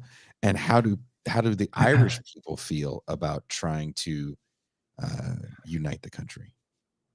So I think I'm partly guilty myself of having succumbed to the kind of glamorization of the Irish left from afar, right? Yeah, the American left reads Sinn Féin in these sort of, I think, not unfairly, and certainly in a way I can sympathize with. Sinn Féin is seen as like a great hope, Mhm, a hope for the left in Europe. And the reality of the matter is that there's some truth to that, but uh, people are still kind of scared of Northern Ireland, I think. And as Colin Coulter argued on my show a couple of years ago, that in that interview I mentioned earlier on, I would just recommend people to listen to it. You can find it at occupyirtheory.info if you and send just it to search. me in the It's kind private of, chat, I'll yeah, put it in yeah. the chat. I'll make sure I'll send it to you um, after. Sure. Um, but one of the points he makes, and he's from Northern Ireland, I think that's why I like to talk to him. He's Mhm, from Northern Ireland, and he's 25 years or so living in the Republic, but he's always amazed, I think, at um, how Irish people, how people in the Republic of Ireland mhm. kind of don't give a shit about what's going on in Northern Irish politics. It's just like it's an obscurity. Like and it kind of goes back to that idea of when that I was saying earlier. When I was young, we just didn't like. So long as that shit didn't come down here, we were fine. Um, and so so what Colin, me and my kind of, I'm 25 years living in the States, right? So Mhm. um, I'm kind of reading the Jacobin version of the ascendance of Sinn Féin, and getting excited for maybe Irish Well, yeah, unification. that's yeah, You know, there is getting a caught there up in it. we have to be honest, there's Yeah, Sinn Féin, the ANC. There's a bit of a romantic take, Black Power in the '60s. There's a bit of a romantic take you get from the US left because we are so yeah, far removed from that. And for the yeah. US left, uh, so many of those people retreated to academia and wrote books about it, and they speak Mhm. about it, how wonderful it is. So all we know is kind of the tales of this awesome thing. Um, Recently we had Matthew Film Guy on, Matthew Weiss, who's a film professor, and we were talking about some Oh, of the cool. movies from the maverick directors of the '70s that become Yeah. blockbuster directors later in the latter part of the '70s. But there were some failures that they made that are kind of popular films. But if you look at a movie like Joe that comes out, I think like '70, '71, where they're portraying the working class as extremely reactionary and problematic and racist, which is true to a certain extent, but you know, definitely dislodging your movement from the working class. You're always going to be speaking down to the people you're supposed to be helping slash liberating. Um, so I always Yeah, the and it's love is there misplaced to as say, well. Yeah, I agree. Like a lot of you saw this very clearly during those water protests that I mentioned earlier on. Hit like for Colin Farrell. Holy God. The Banshees of Inisherin is a good movie. I don't care what anyone says. I cried when that donkey went down, man. Uh, but the sorry, I blanked on my We were talking about point. dislodging your movement from the working class. Uh-oh. Yeah, well, I mean, I think just the question I think is going to be for is you got to be careful with that romantic American perspective on what's going on is the Mhm. point. At the cold shoulder of this, um, Sinn Féin still has a lot of work to do, I think, to pull in a bigger coalition, and it's going to have to make compromises to achieve that. And I for one, I'm not too optimistic about where those compromises are going to take. It's going to have to make compromises with capital in order to govern. This thing is not easy to do, right? You need a movement. You need an established, rehearsed, drilled, experienced movement. And if you're going to, as my old friend Adam Proctor, I don't know if you ever used to listen to the Dead Pundits Mhm. Society. He was always talking about this stuff. He was a genius on it, really. I'm sad he's not on the not doing his show anymore because that voice is missed. Um, but he would always talk about the need for the left to think about state theory, and that's really where we're at right now. Sinn Féin is dealing with the state, entering the state, a capitalist state, and it's going to be forced to make compromises with that. The left needs to get used to that idea. That's always what happens to us when we enter the state. We we don't come away from that without getting a little bit of the stink on us, you know. Mhm. So the only thing you can do to really mitigate that, and you won't do it fully, right? But you do it in piecemeal fashion. The Swedish managed to do this quite well, I think, in the 60s and early 70s. The Meidner plan, as it was known. Mhm. You can get other people like Bhaskar Sankara on someday to talk about that. Um, that's probably what they're going for here, is something along those lines, but that it's a long-term agenda, it's a long-term trajectory, and it'll be a lot of patient work to get to that point. Um, and capitalism doesn't like it, you Is know. reunification part of Sinn Féin's plan? Maybe I their think their so, but I long-term think goal? they're walking carefully around that. You do hear it discussed in the media. Sometimes Sinn Féin representatives do discuss it, but I Is that a rallying cry? And I mean, again, I think I don't well, know. what Colin would say again, Colin Coulter, Mhm. not Colin Farrell, chat. Uh, what Colin Coulter would say is that y- right now there isn't really a momentum on the Republic side to unify. Mhm. Irish people just don't really care. Now that I'm sure there's some people in the chat that might be like, "That's a horrible thing to say." There's loads of Irish people who care. They care, but they don't. They're not really willing to put money on the table to do it, and it would be very costly to unify with Northern Ireland.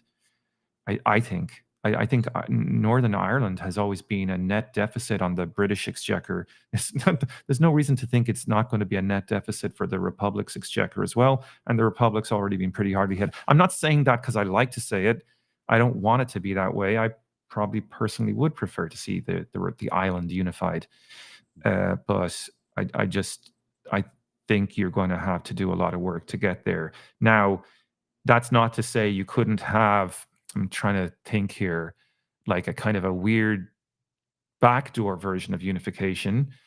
You could have a Northern Irish border poll where they decide to unify, and the Republic then kind of has no choice. It's kind of like the Berlin Wall falling down.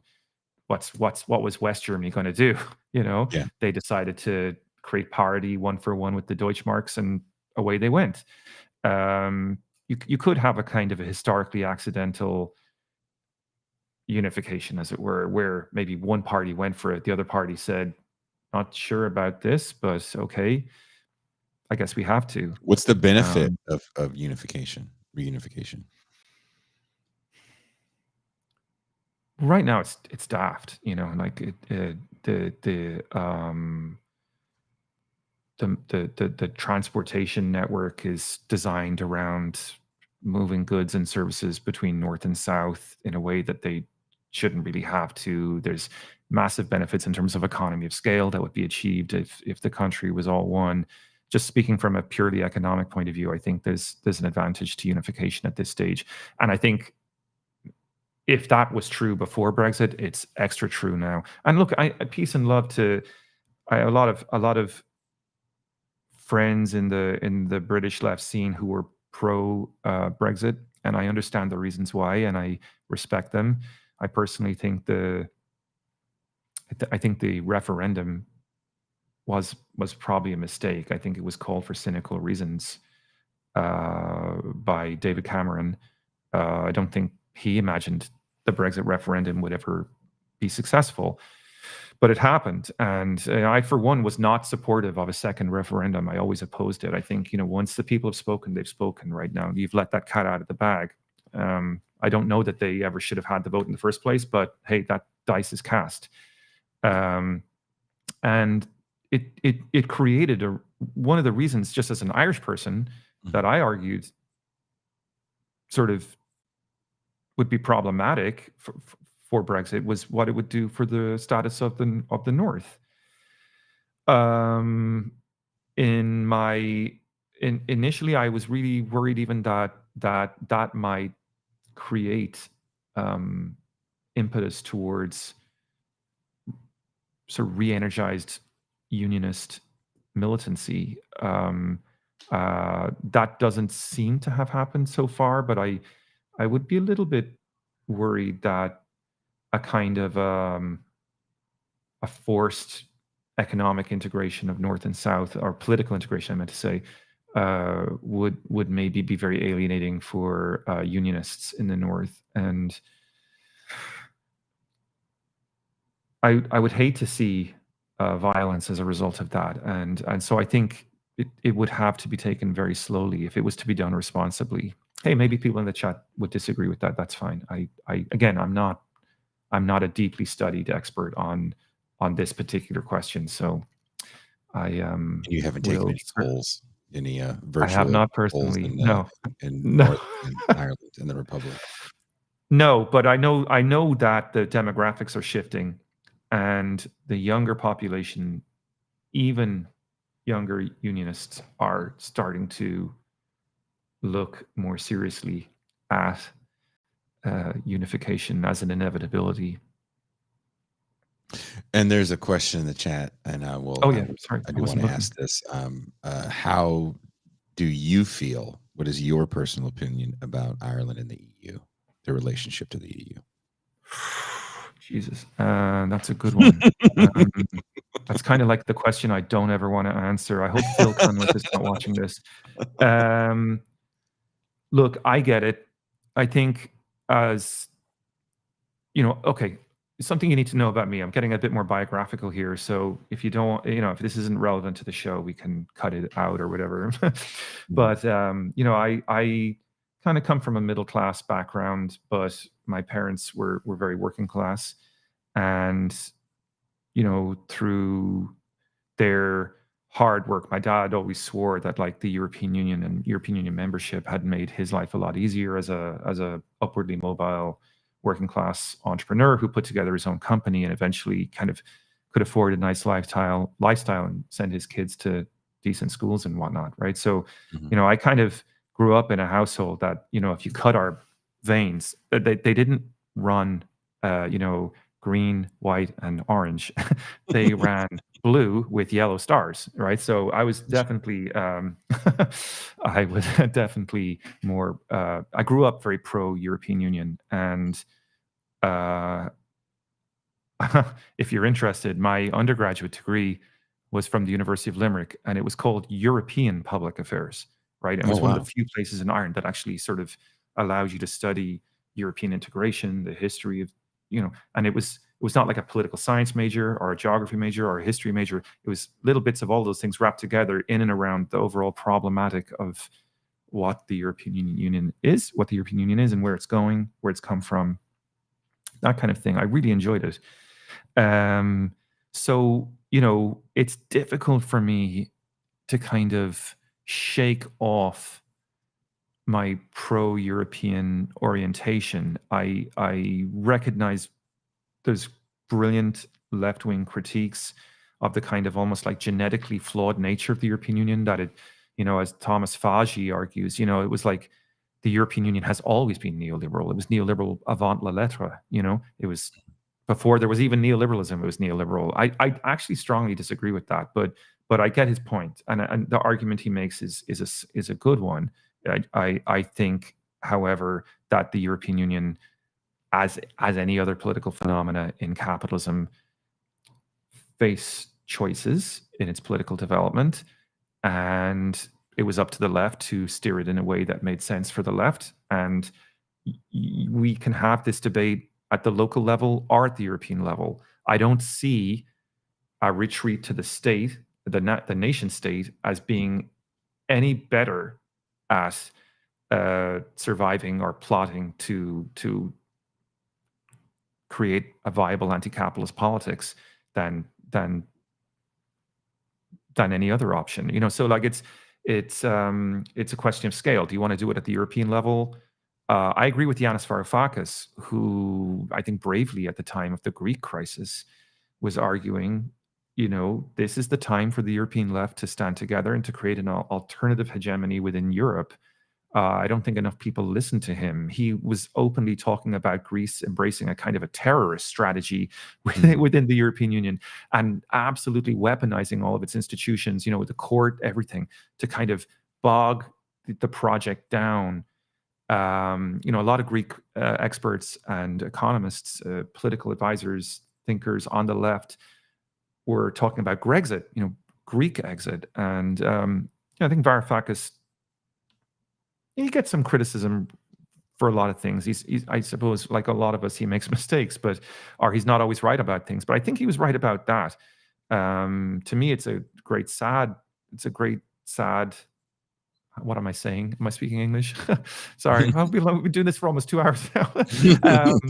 It's greatly saddening to me, Jason, that Alex Tsipras, the Greek prime minister, bottled at the moment. I don't know if you've ever had anyone on to talk about the Greek crisis, but Yeah, we interviewed Yanis. Oh, you did? Brilliant. Okay, so then Pascal and I had a contract for a short time with the Real News Network, and we got to interview some decent guests. Cool. We had Yanis on. That episode is up. If you guys want to watch it, it's on the Real News Network. Hey, there you go, everyone. So his book, The Adults in the Room, I think is a really powerful fine grain analysis of, but it's accessible read, but it really shows the blow by blow of how the European Union decision makers, largely at the behest of Germany, forced austerity on the so-called pigs, the PIGS countries: Portugal, Ireland, Greece, Spain. Sometimes there's two I's in the middle, like Ireland and Italy. But it's the peripheral countries that really got hammered. And Yanis Varoufakis is very clear on this, that there's an economic reason why that happened that way. And a lot of it was to do with Europe not having what the United States has as a capitalist, even as a capitalist country, which is a profit recycling mechanism. The Germans were very eager to take advantage of the peripheral countries having cheap labor, just as in the United States, the coastal elites like to take advantage of the Midwest for their auto manufacturing, etc. But because the United States is one tax entity at the federal level, there's profit recycling, right? You get a tax credit in Ohio that you don't necessarily get in the coastal states, because there's a differential standard of income there. And even though there's two cars moving at different speeds, the slower car can kind of keep up with the fast car. That's Varoufakis's argument about how the United States remains viable, even though it's a very large place, remains viable despite having this unevenly developed capitalist system. The European Union doesn't have that. And so the Germans have been doing hegemony on the cheap, as he says, right? Taking advantage of the cheap labor in the periphery, but not necessarily taking seriously the need for the profit recycling. The European Union does not tax and spend sufficiently the way it should. You feel comfortable with that answer?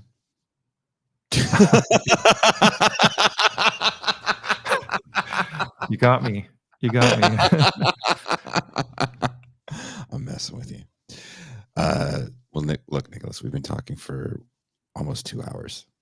It was fun. Thank you. I really appreciated it. First of all, thank you for coming on. Really appreciate that. Satiating my need to discuss Ireland and not mentioning Sinead O'Connor's name once. But shitting on Bono. Oh yeah, Harry McGee's book, Bono, the front man. You ever read that? Mm-mm. Oh, dude. I think he's an American journalist. He lives in Ireland, and he wrote this powerful book. Harry McGee, I think, is his name. It's called The Front Man, and it's the best damn book about Bono you'll ever read. It's all the stuff you kind of wanted to know but were afraid to find out. Excellent. Oh God, does it involve adrenochrome and children? No, it's nothing like that. He's a lefty. The author is a lefty. I said Harry McGee. It's Harry Brown, Okay. son of Ricky. Check the. He's in son of Ricky's in the chat, and we'll Google this for me right now if I ask him nicely. I hope. I think it's Harry Brown, and it's basically all about Bono's conversion to being kind of like this Tony Blair style, third way neoliberal. Traveling around Africa with the Paul Neal, I think is the guy's name. He was the Treasury Secretary under George W. Bush. Thanks, son of Ricky. And so he traveling around and meeting up with like Bill Gates, and they just all travel around Africa together to sort of figure out how to do these neoliberal style development strategies for African countries. Very weird. We need to Bono's an get odd rid of book. paper currency. But for a guy that was like kind of cut his teeth in his younger days waving the Irish flag, definitely Michael Newman says in the chat, he's Davos rock and roll for we sure. have to be honest about what we think punk rock is and was. And once we as a people, especially people of our age, can be honest with that, then we can stop, crying about what these celebrities are doing and putting them on these massive pedestals, because I think there's an idealized view that everybody that got into certain, because U2 starts as a punk band. Yeah. Or at the very least a post With the Virgin Prunes and people like that, sort of contemporary. As Dusty says, Davos post-punk, and there is this pedestal that I think a lot of us that grew up on that music, you put those people on as more than just musicians and more than just entertainers. And in our minds, we think all these people did this for these like greater than just the music reasons. And we forget that there's a moment where, people think that's rebellious. This song is rebellion, right? This shirt that I cut the holes in, that's rebellion. And for a lot of those people, that's where rebellion stopped. That was politics. That is politics for a lot culture of of transgression, right? Oof. Sort of a symptom of an affluent society in some ways, and I mean that in a left-wing way, not in a conservative. I know that term gets misused. I'm with you. I wrote extensively about the cultures of deconstruction. I know, yeah. I've read some of your authenticity. stuff on that, on sublation. Yeah. So, I get it, because I also see a person like that I think probably has good intentions when they're a kid. We also have to remember these people are we forget they're child stars. Sinead O'Connor, child star. We don't say that about her because she was 19, 20 when she first starts working with The Edge. That's a good point. She wasn't very old. So these are children that haven't even been out into the world. And now their entree into the world is on buses, planes, having everything paid for, per diem, your understanding of the world is just so altered. And so when you're Bono and you get a certain window onto power, it's going to mess with the way that you see how you can get change, how you see change. Um, and also, we don't know who these people are in their hearts.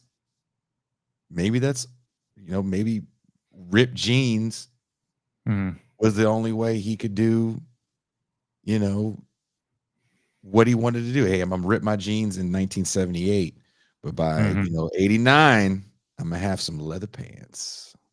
You know? Yeah. This, by the way, Songs. this, if Yeah. anyone wants an education in Irish rock and roll history, I'm just the chat's been on fire. This they're just like going off on like bands I have not heard of in a long time. So well done, everyone. There's definitely some Irish people in there in the Yeah, chat for I was sure. hoping that we could bring out the Irish people. We try to do history on so many different parts of the world. So again, um, someone says Edge and U2, Edge from U2 and Tim Pool never People taking never off their taking off beanie. their beanies. You wonder if they ever clean under there. Yeah. But yeah, we could have long music talks. We were talking about music before we even But got yeah, on. before we started, I just for the audience, can I interview you for just like 2 seconds here? I just Oh gosh, yeah. what am I detecting this right? You're a little hesitant to be Sinead O'Connor appreciator, so called. Or am I? You're a little. Do you think Sinead think she's O'Connor. problematic? No. I think I don't agree with everything she says, especially when it came to like Hmm. certain like Yeah, African granted. Yeah. American figures, right? That's more to do with education. Me Mm. talking about Ireland, not knowing nothing about it. I'm sure someone would tell me to go f off, right? I might shout No, out the wrong person, right? that's okay. Um, Don't worry about it. but I think her tale is very interesting, and I Mm, don't know anyone off the top of my head that's had a similar trajectory where you start as child star, and again, I put young teenagers as child stars, mm, and you blow up so fast, and then you do one thing, mm, and your star is tarnished. And the way she handled the tarnished star, because again, she doesn't grow up touring for 15 years in a van all over the UK. mm. She kind of does a little bit of stuff here and there, and then next thing you know, She's mega. Yeah, she's she's she's huge. she's massive. Yeah. And most people know her in the US context after she does Nothing Compares to You. She's got a whole Right. album before that. Yeah. That was Grammy nominated. I think she even won some US Grammys for it. So and I think Nothing Compared to She 21 when that record comes out. So Yeah. you have this woman that has to then kind of go back to her roots, so to speak, and like get Mm, out there and play shows. Uh, I have friends that played with her and have nothing but great things to say about her as just a human. mhm, I respect everything she was able to do in her short life. I don't think mid mm. 50s is a long life, It's a tragic short. life. Yeah. You know, It but really brings it home. Yeah. she really lived, in my opinion, a rock and roll lifestyle as true Mm, as it can be. You mm, had all the excess success that one can have. You have a popular backlash for standing up for something that no one is talking about at the time, and she just does shit without the public knowing about it. To a certain extent, maybe in her native mm, Ireland, people know about what she does. Maybe when you know, mm, she definitely did stuff like kind of all over the world, wherever she was living at the mm. time. She was always involved in stuff, but she had to play, and I respect that. She didn't just sit back and apologize. She doubled down. Yeah, that's what I was She gonna doubled say. Yeah. down on F you Yeah. and paid. I don't want to say paid the price because she lived a life and we make these decisions. I'm not paying a price by being a broke ass podcaster. This is a decision that I decided to make, but she did the damn thing, and I will always have the utmost respect for that, because there's some honesty in that life. Yeah, I think that would be my own view as well. The only thing I would maybe add is I always found it touching. I don't know how often she was living in Ireland, but I think she lived in Ireland quite a lot in her sort of post-fame life. Or I don't know if she was ever like not famous, but she She had a moment. there were different phases of her career, She right? had a moment where she was playing like to 50 people in Oh yeah, Kansas. yeah, She had a moment. yeah. And but she was a very you'd see her around Dublin. You know, Mhm. I saw her in a coffee shop one time on Grafton Street in right downtown Dublin. Like, I mean, you can't.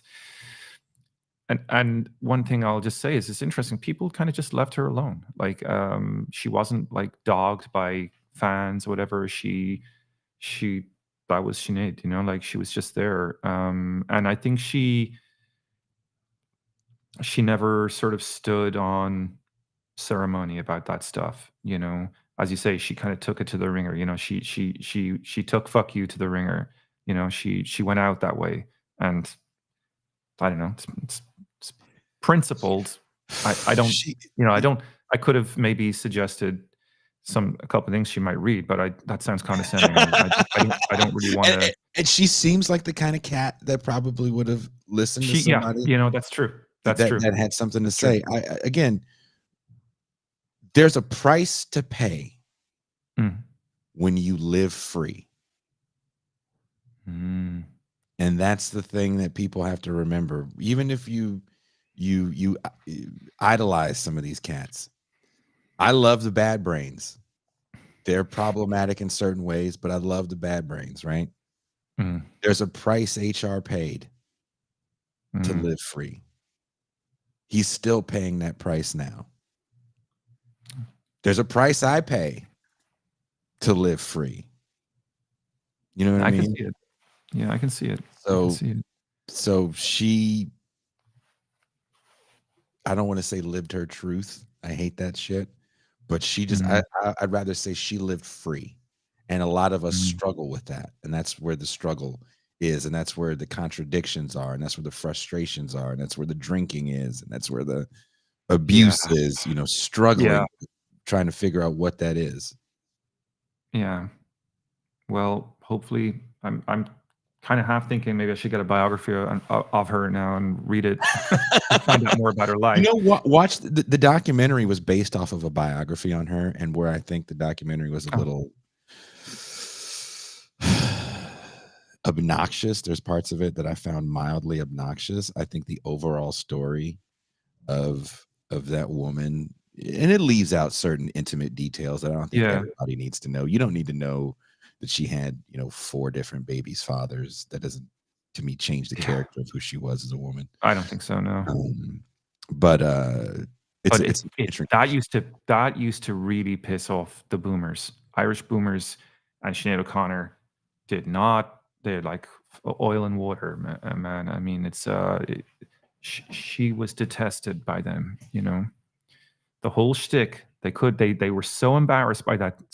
The Irish boomer generation. I think I don't have hard data on this, right? But I would predict, to low single digit percentage that actually was not embarrassed by uh, that Saturday Night Live Mm. um, incident. People forget, let's, I don't, if you have a couple minutes, I'd love to Sure. talk about this too. People forget that before she rips that picture of the Pope, and the documentary actually gets into this, Mm. she didn't want to perform in places where the national anthem was sung before she came on stage. For those that don't know, and it doesn't happen anymore, but US festivals, which before were very music centric, Hmm. it's just music and merch. Um, talking about experiential marketing, that the festival, the contemporary music festival is all about experiential marketing. But before that, before any artist got on stage, they played the Star Spangled Banner, the national anthem, whichever one, I forget which one it is. And she was like, I don't want to go on stage after you play this Imperials bullshit. I wouldn't go on stage if you played the UK one. I wouldn't go on stage if you played any of them. Yeah. And Yeah. there was a massive blowback at that time, because we're also coming off of Whitney Houston releasing her version of the Oh, I Super forgot Bowl about that. national Yeah, anthem yeah, yeah, yeah, yeah, as a yeah, yeah. single. And I'm not saying Whitney Houston called up Clive Davis like, Clive, I got an idea, see? It's like that wasn't, but it was just so powerful for people at the time and moving to see. I remember as a little kid watching that going, oh, wow, that's crazy. But Sinead O'Connor is the antithesis to this nationalistic post-Soviet moment. And she was just the devil incarnate. And when you think about that, and then you think about the fact that that song is still powerful, nothing compares to her version of it, and she rips that picture, and then everything changes to the point where she's booed at a Bob Dylan concert. What does that really say? That she's booed at a Do you think that would Bob. happen today? As a person that saw Bob Dylan in 2016 at a big festival full of young and old people, and I watched Roger, what is his name? I want to say Daltrey, but it's not Roger, the Pink Floyd guy. Roger, who's the Pink Floyd Roger? Waters. Roger Waters have an entire set dedicated to, crapping on Donald Trump. No, I think the moment is very, very different. America Yeah, I think so too. in 1992, I think, when she rips that picture, is dramatically different than America in 2016. In 1992 America, we've lost the plot. We lost the plot. You want to talk about reality television and the culture industry shaping narratives. We're still stuck in Rocky IV America. We're still stuck in Red Dawn America in 1992. Sadly, yeah.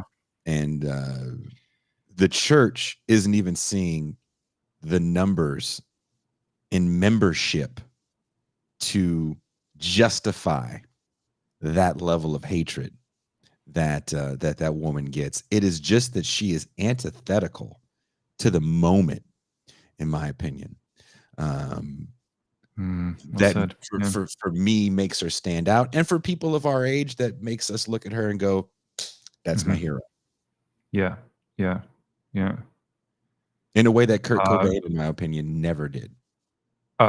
Dude, when I moved to this country in 2000, right? So I was kind of fresh off the boat, started a PhD, blah blah blah, and I was going to a university in Virginia, and I'd never seen anything like the football. So this is like right after 9/11 as well. It happens very, very quick. I almost feel like no sooner than I started the PhD, I had to throw it out because this world-changing event had taken place, But to be on a very kind of militarized, culturally very militarized campus in Virginia doing a PhD as a foreigner, not having had a whole lot of experience of life in this country, and to go to these football games, and they stealth fighters and giant, like the heavy B2, B1, whatever they're called, what are the big bombers Yeah, that they have? I can't remember what they're called. Carpet bombers. I'm embarrassed. I normally know that.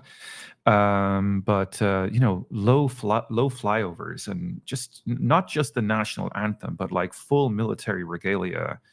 I remember, you might appreciate this. I remember going to the 9/11 concert in Washington D.C. At Yeah. JFK Stadium, as it was known then, and you know, uh, Michael Jackson was there, Mariah Carey, a lot of people I would have wanted to see, you know. P. Diddy was there, and I think it was him anyway, and Some black guy. he. No, I think it was him. I think I could be wrong, but Busta I'll look Rhymes. it up tonight. No, it definitely wasn't Buster Rhymes. He's cool, by the way. Um, but no, he got the crowd so pumped up, man, like with anger and vengeance. Mhm. And to be in a stadium that was like almost like ready to tear the seats out of it felt to me that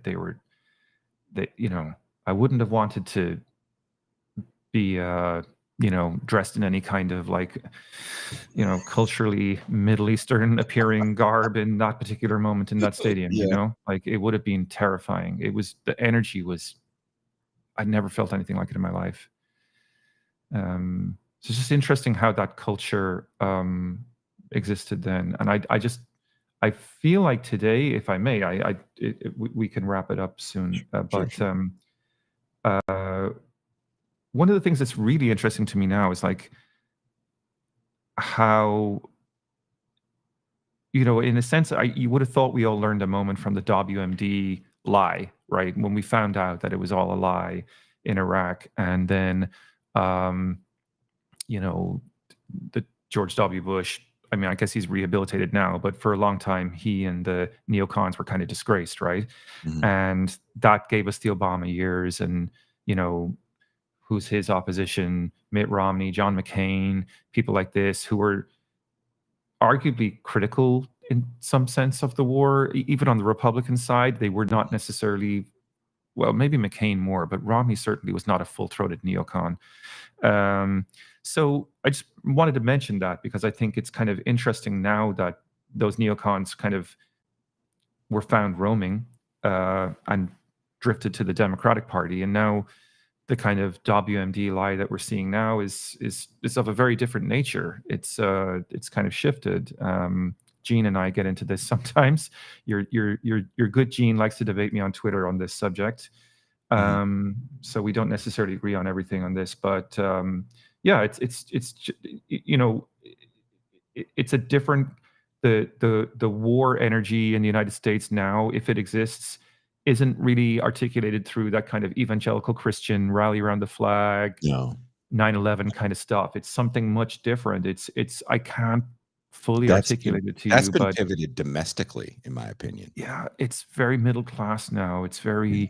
It's kind of it reads the New York Review of Books. It's you know, it's college educated. It's dare I even say woke, and that scares the shit out of me much more than the fear that I felt in that stadium. I think the The fear I get naked from the warmong. Yeah, nativism. Yeah, that yeah, naked nationalist pride, we're gonna get those bad guys that was because scary. This is scarier. you know what saved that? That Tell thing me, lasting so long and people forgetting, and a freedom fries and certain whatnot. yeah, all the Yeah. US intervention overseas in the Middle East lasting for 20 plus years, and only a certain class of people's children going to die. Mm. It juxtapose that to, there's a guy named David Hoffman. I'm not the biggest fan of his opinions on I things. don't know him. I don't know the name. He's a documentarian from back when TV stations used to get budgets for documentaries. Okay. And he uploaded all his stuff onto YouTube.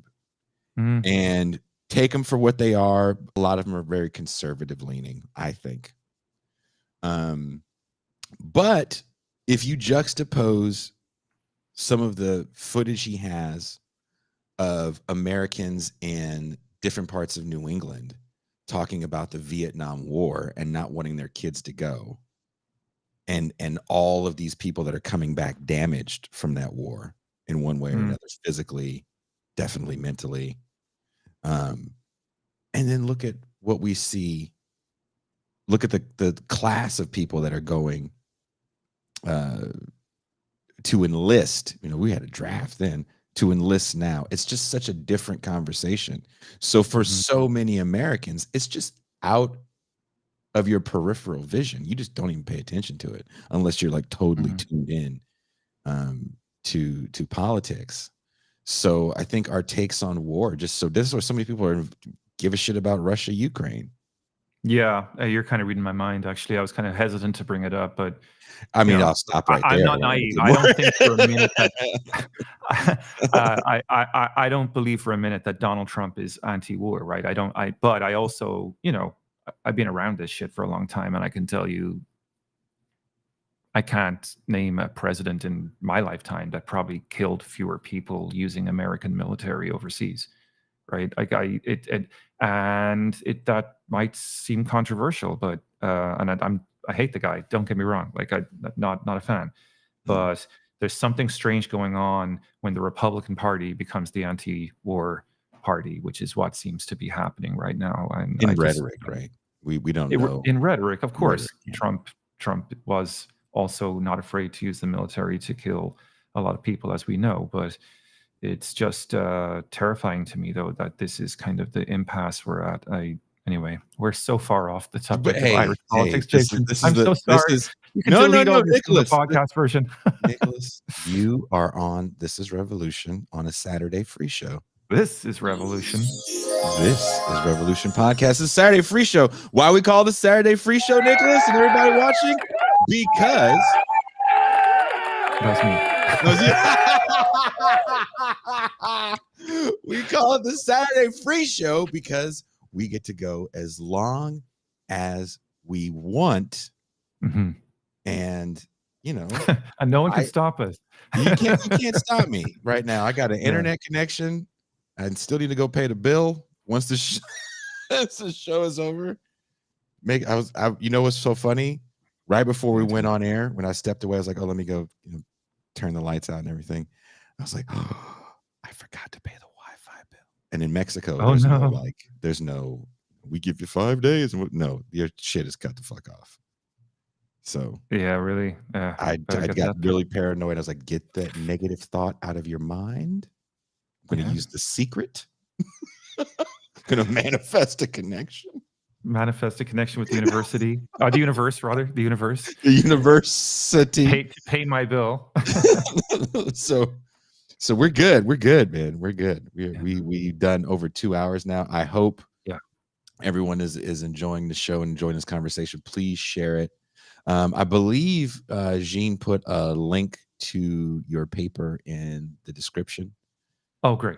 If not, I will put a link to it in the comments in YouTube. I'll definitely put a link to it when we put this up for audio only on Wednesday.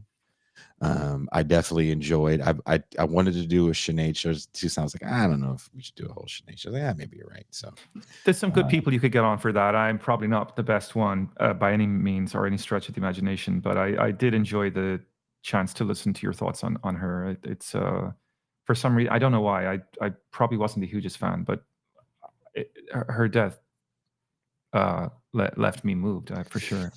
It hit me. It hit me hard, man. And I don't know if it hit me hard on a couple different. Maybe you're the same way because we're only 2 years apart.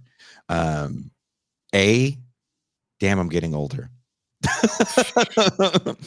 B, I hope I look as good at you as you when I hit 50. B, why are so many people that I grew up listening to that aren't that much older than me dying in their 50s?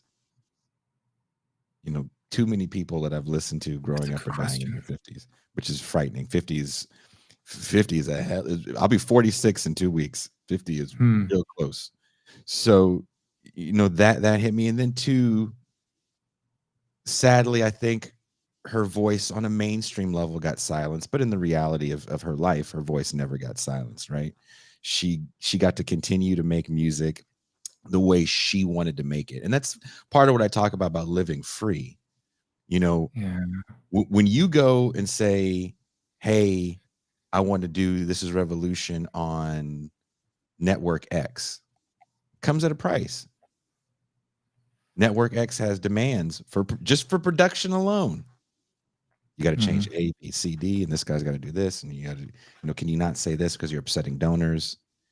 That's just the reality of trying to do this. YouTube shut us down for a week. Really? Yep. Yep, for a conversation I had 3 years ago. I didn't call anybody a name. We didn't even make any jokes about anybody. It said cyberbullying. There was a moment where everybody was getting shut down for Uh, cyberbullying. There's like 3 other shows I know of that got the same kind of huh. strike. That strike That's actually wild. comes up this month, so we can go back to saying the N word more. I don't know, but all jokes aside, um, there's a. It's frightening because this is what I Mhm, do, and if YouTube gives me mhm. the middle finger and tells me to go f myself, I still have to figure It out how to hurts. do this. And it Yeah, hurts. yeah. You have to figure out how to do it, and I'm not going to Mm. stop doing it just because one platform says no. I mean, I think there's still a way to do it. I'm old school enough that I would probably just start like touring and just doing Mhm. live stuff, which is what I'm trying to do with I the hope you come to if that happens, consider coming to Rio Grande Valley, Texas for a I've show. been to so many parts of the state of Texas, you would never believe the cities. I've been to so many cities in Texas that when I get there, people are like, "We had no idea that this kind of music could ever come here." So I have Well, no problem going to Rio Grande Valley to fucking yell in front of 7 people. yeah, well, if you wanna come here, I'll help you set it up. I don't know how to do that, but I will learn, and, I'll help you set up a venue for sure. It'd be so much I'm fun. being serious. I'm going everywhere with this thing. I did it for Yeah, so many years, and there is something about listening to and reading some interviews with Sinead O'Connor of her saying, "Yeah, my jet set life is over, but my fucking music life never stopped, and I'm just doing it on the level that I wanna yeah, do it on." And I yeah, l I love being able to talk to you, over 1,000 miles away, but I would love to talk to you in person in front of an audience and yeah. interact that way. That's much more where I feel at home. You guys have any East Coast stuff coming up? No, we're working on a Austin show, actually. Oh, well, that's not too far away. I'll come up for that. I'll Yeah, meet you there. we're working on yeah, come out when I get the date I and will, of course. we're all set. Definitely come through to the Austin show. It'll be fun. We can all have barbecue unless you're a vegan. No, I'm not a vegan, I can tell you Okay, that. good. Because you wouldn't be able to hang. I'm just like, look, man, you take your vegan shit. You go over there. You go sit next to Toussaint and have no fun. This is meat only over here. That's very funny. So, yeah, a Left Reckoning TIR Left matchup would be Reckoning, fun yeah. to go Burt see. Yeah. Burgess. Yeah, Oh, we're yeah. all yeah, we're the talk has started, and I have to hurry up and get on it, which is what I'll be. Well, I'm I gonna will once I keep you in hang the up. loop. Yeah, I'm serious. Maybe you're on the panel. Oh, no. Don't do that. I wanna be in the audience. Someone Hey, says, look, I'll just say thanks to the audience comments. These have been great. I would have loved to sort of respond to some of the points. I know time is pressing, so I won't do it. But yeah, some great comments, some great feedback, some great observations. Um, Definitely things I'd like to talk with people over a beer about maybe someday if it ever comes to pass. So just hats off. Great, a "Oh, great crowd going that's there. the way that's maybe what the tour is gonna be called, even though I don't drink. Like, let's talk over a beer, and I just hand you a Thanks, soon. beer, and we just sit there, and I've even cut out soda now, so now it's just water for me. Sit there with a Good, glass of man. water. I'm on I've compromised. I'm on sorry, I'm product placement there. Uh, it just has a tiny handful of calories. Tastes pretty good. So, Again, this is a sign of our old age. yeah, I know, right? That we have to start thinking about, like, I don't want acid reflux. Yeah, yeah, exactly. Yeah.